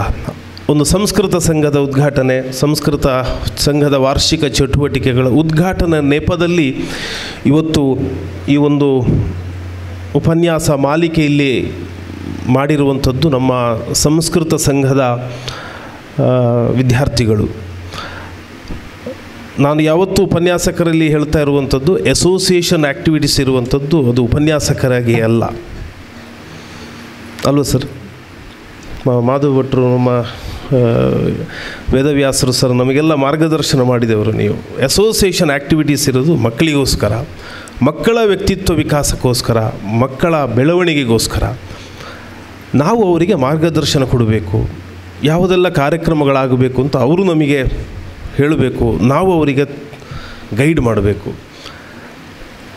ನನಗನ್ಸುತ್ತೆ ಇವತ್ತು ನಮ್ಮ ಆಡಳಿತ ಮಂಡಳಿಯ ಒಂದು ಚಿಂತನೆ ಅದು ಅಕ್ಷರಃ ಕಾರ್ಯರೂಪಕ್ಕೆ ಬಂದಂತೂ ನಮ್ಮ ಸಂಸ್ಕೃತ ಸಂಘದ ಮೂಲಕ. ಹಾಗಾಗಿ ಸಂಸ್ಕೃತ ಸಂಘದ ಎಲ್ಲ ಪದಾಧಿಕಾರಿಗಳಿಗೆ, ವಿದ್ಯಾರ್ಥಿ ರೆಪ್ರೆಸೆಂಟೇಟಿವ್ಗಳಿಗೆ, ಪ್ರತಿನಿಧಿಗಳಿಗೆ ನಾನು ಮತ್ತೆ ಅಭಿನಂದನೆಯನ್ನು ಸಲ್ಲಿಸ್ತೇನೆ. ಈ ಸ್ಪಿರಿಟ್ ಏನಿದೆ ಇದು ವರ್ಷ ಪೂರ್ತಿ ಇದನ್ನು ಮುಂದೆ ತಗೊಂಡು ಹೋಗಬೇಕು. ಮತ್ತು ನೀವೇನು ಹಾಕಿಕೊಟ್ಟಂಥ ಈ ಒಂದು ಗೈಡ್ಲೈನ್ಸ್ ಇದೆ, ಇದು ನಿಮ್ಮ ನಂತರದ ನಿಮ್ಮ ಜೂನಿಯರ್ಸ್ಗಳಿಗೆ ಇದು ದಾಟಿಸಬೇಕು. ನೀವು ಬರೋ ವರ್ಷವೂ ಅವರು ಮಾಡಬೇಕು. ಆ ರೀತಿಯ ಒಂದು ಸತ್ಸಂಪ್ರದಾಯವನ್ನು ನಮ್ಮ ಸಂಸ್ಕೃತ ಸಂಘ ಮಾಡಿದ್ದಕ್ಕೆ ವಿಶೇಷವಾಗಿ ಅಭಿನಂದನೆ ಸಲ್ಲಿಸ್ತಾ, ಡಾಕ್ಟರ್ ಶೀಶಕುಮಾರರು ಮತ್ತು ಡಾಕ್ಟರ್ ಮುರಳಿಯವರು ನಮ್ಮ ಕಾಲೇಜಿಗೆ ಹೊಸ ಒಬ್ಬರು ಸಂಸ್ಕೃತದ ಒಬ್ಬ ವೈಬ್ರೆಂಟ್ ಉಪನ್ಯಾಸಕರು ಸಿಕ್ಕಿದ್ದಾರೆ. ಸಂಸ್ಕೃತ ಖಂಡಿತವಾಗಿ ನಮ್ಮ ಕಾಲೇಜಿನಲ್ಲಿ ಏನು ಆಕ್ಸಿಜನಲ್ಲಿ ಇರಲಿಲ್ಲ ಶೀಶರೇ, ಇಲ್ಲ, ಸಂಸ್ಕೃತ ನಮ್ಮ ಕಾಲೇಜಿನಲ್ಲಿ ಇದೆ, ಆಕ್ಸಿಜನಲ್ಲಿ ಇರಲಿಲ್ಲ ಅದು. ಆದರೆ ಸಂಸ್ಕೃತವನ್ನು ಕಾಣುವಂತಹ ಮುಖಗಳು, ಕಾಣುವಂತಹ ಹೃದಯಗಳು ನಮ್ಮಲ್ಲಿ ಇರಲಿಲ್ಲ. ಅದು ಒಂದು ಯೋಗಾನುಯೋಗ, ನಮ್ಮ ಆಚಾರ್ಯರ ಮೂಲಕ ಅದು ಇವತ್ತು ಉದ್ಘಾಟಿಸಿರುವಂಥದ್ದು ನಮ್ಮ ಒಂದು ಪುಣ್ಯ. ಅದು ವಿವೇಕಾನಂದದಲ್ಲಿ ಸಂಸ್ಕೃತಿ ಯಾವುದೂ ಸಾಯೋದಿಲ್ಲ, ಅದು ಆಕ್ಸಿಜನ್ ಇರಲಿಕ್ಕೆ ಸಾಧ್ಯವೇ ಇಲ್ಲ. ಅದು ಆಯಾಯ ಕಾಲದಲ್ಲಿ ಒಮ್ಮೆ ಏರು ಪೇರು, ಇವತ್ತು ಈ ವರ್ಷ ಮಳೆ ಜಾಸ್ತಿ ಆದ ಹಾಗೆ ಒಂದು ಸ್ವಲ್ಪ ಅಬ್ಬರಗಳಾಗ್ತದೆ, ಕುಸಿತದೆ, ಇದೆಲ್ಲ ಇರುವಂಥದ್ದೇ. ಆದರೆ ವಿವೇಕಾನಂದದಲ್ಲಿ ಸಂಸ್ಕೃತಿ, ಸಂಸ್ಕಾರಗಳು, ಆಚಾರ ವಿಚಾರಗಳು ಅದು ಗೊತ್ತಿಲ್ಲದೆ ಅದು ಪ್ರಸಾರ ಆಗ್ತದೆ, ಅದು ಗಟ್ಟಿಗೊಳ್ಳುತ್ತದೆ.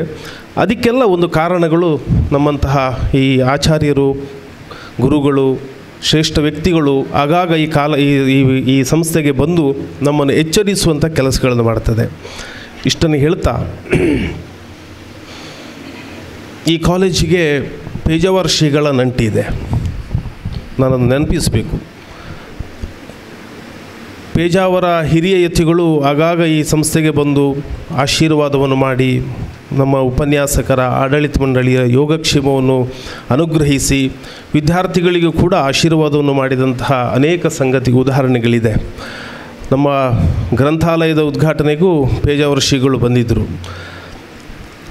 ಕಿರಿಯ ಯತಿಗಳನ್ನು ನಾವು ಇಲ್ಲಿ ಕರೆಸಬೇಕು, ಅವರ ಏನು ಆಶೀರ್ವಾದವನ್ನು ಪಡ್ಕೊಳ್ಬೇಕು ಅಂತ ನಮಗೆಲ್ಲ ಇತ್ತು. ಆದರೆ ಅದು ಕೂಡಿ ಬರಲಿಲ್ಲ. ಆದರೆ ಪೇಜಾವರ ಹಿರಿಯ ಶ್ರೀಗಳ ಜೊತೆಗೆ ಇದ್ದು ಅವರ ಸಂಸರ್ಗದಲ್ಲೇ ಬೆಳೆದ ಅವರ ಎಲ್ಲ ಜ್ಞಾನವನ್ನು ಪಡ್ಕೊಂಡಂತಹ ಡಾಕ್ಟರ್ ಆಚಾರ್ಯರು, ವಿಜಯೇಂದ್ರ ಆಚಾರ್ಯರು, ನನಗನ್ನಿಸುತ್ತೆ ಅದು ಪೇಜಾವರ ಶ್ರೀಗಳೇ ಇವರ ರೂಪದಲ್ಲಿ ಇಲ್ಲಿಗೆ ಬಂದಿದ್ದಾರೆ, ಕಳಿಸಿಕೊಟ್ಟಿದ್ದಾರೆ ಅಂತ. ಹಾಗಾಗಿ ಅವರಲ್ಲಿ ಪೇಜಾವರ ಶ್ರೀಗಳನ್ನು ಕಾಣ್ತಾ ಮುಂದೆ ಈ ಭಾರತೀಯ ಜೀವನ ದರ್ಶನ ಎನ್ನುವಂತಹ ಈ ಒಂದು ಪ್ರವಚನ ಮಾಲಿಕೆ, ಇದರ ಸಂಪೂರ್ಣ ಯಶಸ್ಸಿಗೆ ತಾವು ನಮಗೆಲ್ಲರಿಗೂ ಅನುಗ್ರಹವನ್ನು ಕೊಡಬೇಕು, ಅನುಗ್ರಹಿಸಬೇಕು. ಬಿಡುವಾದಾಗ ಮತ್ತೆ ನಮ್ಮ ಈ ಮಾಲಿಕೆಯ ಜೊತೆಗೆ ನೀವು ಸೇರಿಕೊಳ್ಬೇಕು. ಅದಕ್ಕೆ ನಮಗೆ ಆಧಾರ ಸ್ತಂಭವಾಗಿ ನಮ್ಮ ಪ್ರಸಾರಾಂಗ, ಏನು ಇದು ವಿವೇಕಾನಂದ ರಿಸರ್ಚ್ ಸೆಂಟರ್, ಸೌರಭ ಪ್ರಸಾರಾಂಗ, ಸಂಸ್ಕೃತ ಸಂಘ, ಇವೆಲ್ಲ ನಮಗೆ ಜೊತೆ ಸೇರ್ತದೆ. ಶಿಷ್ಯರೇ, ನೀವೇನು ಇನ್ನು ತಲೆಬಿಸಿ ಮಾಡಿಕೊಳ್ಳಬೇಡಿ, ನಿಮಗೆ ಮುರಳಿಯವರು ಜೊತೆಗಿರ್ತಾರೆ, ಈ ಸಂಘ ಸಂಸ್ಥೆಗಳಿದೆ. ಒಟ್ಟು 1 ವರ್ಷ ವಿವೇಕಾನಂದದ ಈ ಭಾರತೀಯ ಜೀವನ ದರ್ಶನ ಎನ್ನುವಂತಹ ಈ ಒಂದು ಮಾಲಿಕೆ ಬೇರೆ ಬೇರೆ ಮುಖಗಳಲ್ಲಿ ಭಾರತವನ್ನು ಕಂಡುಕೊಳ್ಳುವಂತಹ, ಭಾರತದ ಜೀವನವನ್ನು ತಿಳಿಯುವಂತಹ ಕೆಲಸಗಳು ನಮ್ಮ ಈ ಪುತ್ತೂರು ಬಗ್ಗೆ ಆಚಾರ್ಯರು ಹೇಳಿದರು. ಈ ಪುತ್ತೂರಿನಿಂದಲೇ ಇದು ಪ್ರಾರಂಭ ಆಗಿ 10 ಊರಿಗೆ ಪಸರಿಸಬೇಕು. ಆ ರೀತಿಯ ಒಂದು ಆ್ಯಕ್ಟಿವಿಟೀಸ್ಗಳು, ಚಟುವಟಿಕೆಗಳು ನಡೀಲಿ ಅಂತ ನಾನು ಆಡಳಿತ ಮಂಡಳಿ ಕಡೆಯಿಂದ ಆಶಿಸ್ತಾ, ನಿರಂತರವಾಗಿ ನಮ್ಮ ಸಹಕಾರವು ಇದೆ ಎನ್ನುವಂತಹ ಮಾತುಗಳನ್ನು ಹೇಳಿ, ಒಂದು ಕಾರ್ಯಕ್ರಮಕ್ಕೆ ವಿಶೇಷವಾಗಿ ಮೆರುಗನ್ನು ಕೊಟ್ಟಿರತಕ್ಕಂಥ ನಮ್ಮ ಕಾಲೇಜಿನ ವಿಶ್ರಾಂತ ಪ್ರಾಚಾರ್ಯರು ಡಾಕ್ಟರ್ ಮಾಧವ್ ಭಟ್ರು, ವೇದವ್ಯಾಸರು, ಮೇಡಮ್ ವತ್ಸಲಾರಾಜ್ಞಿ, ಇವರೆಲ್ಲರಿಗೂ ನಾನು ಮತ್ತೆ ಗೌರವದ ನಮನಗಳನ್ನು ಸಲ್ಲಿಸಿ ನನ್ನ ಮಾತನ್ನು ಮುಗಿಸ್ತೇನೆ. ನಮಸ್ಕಾರ. ಅಧ್ಯಕ್ಷತೆ ವಹಿಸಿಕೊಂಡಿರುವಂಥ ಕಾಲೇಜು ಆಡಳಿತ ಮಂಡಳಿಯ ಅಧ್ಯಕ್ಷರಾದ ಪ್ರೊಫೆಸರ್ ಶ್ರೀಪತಿ ಕಲ್ಲುರಾಯ ಇವರಿಂದ ಅಧ್ಯಕ್ಷೀಯ ಮಾತು. ವೇದಿಕೆಯಲ್ಲಿರುವ ಮತ್ತು ವೇದಿಕೆ ಮುಂಭಾಗದಲ್ಲಿರುವ ಎಲ್ಲ ಗಣ್ಯರೇ, ವಿದ್ಯಾರ್ಥಿ ಮಿತ್ರರೇ, ನಿಮಗೆ ನಾನು ಏನೂ ಉಪದ್ರ ಕೊಡುವುದಿಲ್ಲ. ಅತ್ಯಂತ ಉಪಕಾರ ಮಾಡಬಹುದಾದರೆ 2 ಮಾತಿನಲ್ಲಿ ನನ್ನ ಮಾತನ್ನು ಮುಗಿಸುವುದು. ಆಚಾರ್ಯರು ಹೇಳಿದ್ದಾರೆ, ಯಾರಿಗೂ ಉಪದ್ರ ಮಾಡಬಾರದು, ಅದು ಬದುಕಿನ ಇದಾಗಿರಬೇಕು ಅಂತ. ಆದ್ದರಿಂದ ಹೆಚ್ಚು ಮಾತನಾಡಿ ನಿಮಗೆ ಉಪದ್ರ ಕೊಡುವುದಿಲ್ಲ. ಆದರೆ ವಿದ್ಯಾರ್ಥಿಗಳಲ್ಲಿ ಒಂದು ವಿನಂತಿ, ಆಚಾರ್ಯರು ಅವರು ಪಡೆದ ಜ್ಞಾನ, ಅವರ ಅನುಭವ, ಅವರು ಪಡೆದ ಶಿಕ್ಷಣ, ಅದು ನಿಮಗೆ ಇವತ್ತು ಕೊಟ್ಟಿದ್ದಾರೆ. ಅದನ್ನು ಎಷ್ಟು ಸಾಧ್ಯವೋ, ಪರೀಕ್ಷೆಯಲ್ಲಿ 60% ಬಂದರೂ ತೊಂದರೆ ಇಲ್ಲ, ಇಲ್ಲಿ 95% ಆದರೂ ಆಚರಿಸಿ. ಅವರು ಏನೆಲ್ಲ ಹೇಳಿದ್ದಾರೆ ಅದನ್ನು ಆಚರಿಸಿ.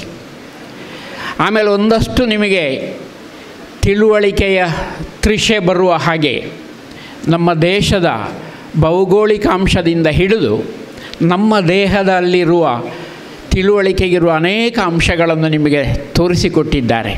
ಅದರ ಬಗ್ಗೆ ಇನ್ನಷ್ಟು ಕಾಳಜಿಯಿಂದ ಕಲಿಯಿರಿ, ತಿಳಿಯಿರಿ. ಇದು ಭಾಳ ಮುಖ್ಯ. ಬಹುಶಃ ನಮ್ಮ ದಿನನಿತ್ಯದ ಶಿಕ್ಷಣದಲ್ಲಿ ನಿಮಗೆ ಕೊಡುವ ಟೈಮ್ ಟೇಬಲ್ನಲ್ಲಿ ಆರ್ಟಿಫಿಷಿಯಲ್ ಇಂಟೆಲಿಜೆನ್ಸ್ ಇರ್ಬೋದು, ಮೆಷಿನ್ ಲರ್ನಿಂಗ್ ಇರ್ಬೋದು, ಬೇರೆ ಬೇರೆ ಡಿಜಿಟಲ್ ಇಕಾನಮಿ ಇರ್ಬೋದು, ಇದನ್ನು ಕಲಿಯುವುದರ ಜೊತೆಗೆ ಅದರ ಪೂರ್ಣ ಫಲ ನಮಗೆ ಸಿಗಬೇಕು ಅಂತಿದ್ದರೆ ಸಂಸ್ಕಾರ ಬೇಕು. ಆ ಸಂಸ್ಕಾರಕ್ಕೆ ಸರಿಯಾದ ಉಪನ್ಯಾಸವನ್ನು ಇವತ್ತು ಆಚಾರ್ಯರು ನಿಮಗೆ ಕೊಟ್ಟಿದ್ದಾರೆ. ಆದ್ದರಿಂದ ಸಂಸ್ಕಾರದ ಒಂದು ಫೌಂಡೇಶನ್ನ ಮೇಲೆ ನಿಮ್ಮ ಬೇರೆ ಸ್ಪೆಷಲೈಸೇಷನ್ಗಳನ್ನು ಕಟ್ಟಿಕೊಳ್ಳಿ. ಅದು ನಿಮಗೆ ಬದುಕಿಗೆ ಬೇಕಾದ ಉದ್ಯೋಗಕ್ಕೂ ಸಹಾಯಕವಾಗ್ತದೆ. ಇದನ್ನು ವ್ಯವಸ್ಥೆ ಮಾಡಿದಂತಹ ನಮ್ಮ ಕಾಲೇಜಿನ ಸಂಸ್ಕೃತ ವಿಭಾಗ ಅಥವಾ ಸಂಸ್ಕೃತ ಸಂಘ ಮತ್ತು ಸಂಬಂಧಪಟ್ಟ ಎಲ್ಲರನ್ನೂ ನಾನು ಅಭಿನಂದಿಸ್ತೇನೆ. ನಮ್ಮ ಜೊತೆಗೆ ಬಹುಶಃ ಇಂಥ ಉಪನ್ಯಾಸಗಳು ಉಂಟು ಅಂತ ಮಾಹಿತಿ ಸಿಕ್ಕಿದರೆ, ಆಮಂತ್ರಣ ಹೋದರೆ ನಮ್ಮ ಹಿರಿಯ ಪ್ರಾಧ್ಯಾಪಕರುಗಳು ಬರ್ತಾರೆ. ಕೆಲವು ಸಮಯದಿಂದ ನಾನು ಕಾಣಲಿಲ್ಲ ಕಾರ್ಯಕ್ರಮಗಳಲ್ಲಿ. ಅವರಿಗೆ ಅಂದರೆ ಈ ಥರದ ಕಾರ್ಯಕ್ರಮ ಇದ್ದರೆ ಬರ್ತಾರೆ. ಆದ್ದರಿಂದ ಹೊಸ ಚಿಗುರು ಹಳೆ ಬೇರು ನೋಡಲಿಕ್ಕೆ ತುಂಬ ಸೊಬಗು. ಬಂದಂಥ ಎಲ್ಲ ಹಿರಿಯ ಪ್ರಾಚಾರ್ಯರುಗಳನ್ನು ನಾನು ಅಭಿನಂದಿಸ್ತೇನೆ, ಕೃತಜ್ಞತೆಗಳನ್ನು ಹೇಳ್ತೇನೆ. ಎಲ್ಲ ಅಧ್ಯಾಪಕ ಬಂಧುಗಳಿಗೆ ಕೃತಜ್ಞತೆಗಳು. ವಿದ್ಯಾರ್ಥಿಗಳಿಗೆ ಒಳ್ಳೆಯದಾಗಲಿ, ಬೆಳೆಯಿರಿ. ನಮಸ್ತೆ. ಧನ್ಯವಾದ ಸಮರ್ಪಣೆಯನ್ನು ನಡೆಸಿಕೊಡಬೇಕಾಗಿ ವಿಕಾಸಂ ಸಂಸ್ಕೃತ ಸಂಘದ ಅಧ್ಯಕ್ಷೆಯಾದ ಪ್ರಣತಿ ಇವರಲ್ಲಿ ಕೇಳಿಕೊಳ್ಳುತ್ತಿದ್ದೇನೆ. ವಿಕಾಸಂ ಸಂಸ್ಕೃತ ಸಂಘದ ವಾರ್ಷಿಕ ಚಟುವಟಿಕೆಗಳ ಉದ್ಘಾಟನೆ ಇಂದು ನೆರವೇರಿದ್ದು, ಈ ಕಾರ್ಯಕ್ರಮದ ಅಧ್ಯಕ್ಷತೆಯನ್ನು ವಹಿಸಿಕೊಂಡ ಕಾಲೇಜು ಆಡಳಿತ ಮಂಡಳಿಯ ಅಧ್ಯಕ್ಷರಾದ ಪ್ರೊಫೆಸರ್ ಶ್ರೀಪತಿ ಕಲ್ಲೂರಾಯ ಇವರಿಗೆ ತುಂಬ ಹೃದಯದ ಧನ್ಯವಾದಗಳು. ದೀಪ ಪ್ರಜ್ವಲನೆ ಹಾಗೂ ಸಂಘದ ಲಾಂಛನ ಅನಾವರಣೆಯ ಮೂಲಕ ಕಾರ್ಯಕ್ರಮದ ಉದ್ಘಾಟನೆ ಮತ್ತು ಕಾರ್ಯಕ್ರಮದಲ್ಲಿ ವಿಶೇಷ ಉಪನ್ಯಾಸ ನೀಡಿದ ಅಂಬ್ರಿಣಿ ಗುರುಕುಲ ಮೈಸೂರು ಇದರ ನಿರ್ದೇಶಕರಾದ ಡಾಕ್ಟರ್ ಬೇನ ವಿಜಯೇಂದ್ರ ಆಚಾರ್ಯ ಇವರಿಗೆ ತುಂಬ ಹೃದಯದ ಧನ್ಯವಾದಗಳು. ಕಾರ್ಯಕ್ರಮದಲ್ಲಿ ಉಪಸ್ಥಿತರಿದ್ದು ಕಾರ್ಯಕ್ರಮವನ್ನು ಅಂದಗಾಣಿಸಿಕೊಟ್ಟ ವೇದಿಕೆಯಲ್ಲಿ ಆಸೀನರಾದ ಹಾಗೂ ವೇದಿಕೆಯ ಮುಂಭಾಗದಲ್ಲಿ ಆಸೀನರಾದ ಸರ್ವರಿಗೂ ಧನ್ಯವಾದಗಳು. ಈ ಕಾರ್ಯಕ್ರಮದ ಯಶಸ್ವಿಗೆ ಪ್ರತ್ಯಕ್ಷವಾಗಿ ಹಾಗೂ ಪರೋಕ್ಷವಾಗಿ ಸಹಕರಿಸಿದ ಎಲ್ಲ ನನ್ನ ಬಂಧು ಮಿತ್ರರಿಗೂ ಧನ್ಯವಾದಗಳು. ಅಂತಿಮವಾಗಿ ಸರ್ವರಿಗೂ ಮತ್ತೊಮ್ಮೆ ಹೃತ್ಪೂರ್ವಕ ಧನ್ಯವಾದಗಳು. ಒಂದು ಸಣ್ಣ ಸೂಚನೆ, ಸಂಸ್ಕೃತ ಸಂಘಕ್ಕೆ ಸಂಸ್ಕೃತ ಗೊತ್ತಿದ್ದವರೇ ಸೇರಬೇಕಾಗಿಲ್ಲ. ಈ ಸಂಘಕ್ಕೆ ಯಾವುದೇ ಲಿಮಿಟೇಷನ್ಸ್ ಇಲ್ಲ.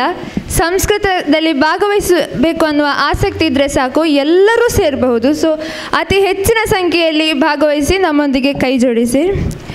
ಕೊನೆಯದಾಗಿ ಶಾಂತಿ ಮಂತ್ರ. ಸರ್ವೇ ಭವಂತು ಸುಖಿನಃ, ಸರ್ವೇ ಸಂತು ನಿರಾಮಯ, ಸರ್ವೇ ಭದ್ರಾಣಿ ಪಶ್ಯಂತು, ಮಾ ಕಶ್ಚಿತ್ ದುಃಖ ಭಾಗ್ ಭವೇತ್. ಓಂ ಶಾಂತಿ ಶಾಂತಿ ಶಾಂತಿ.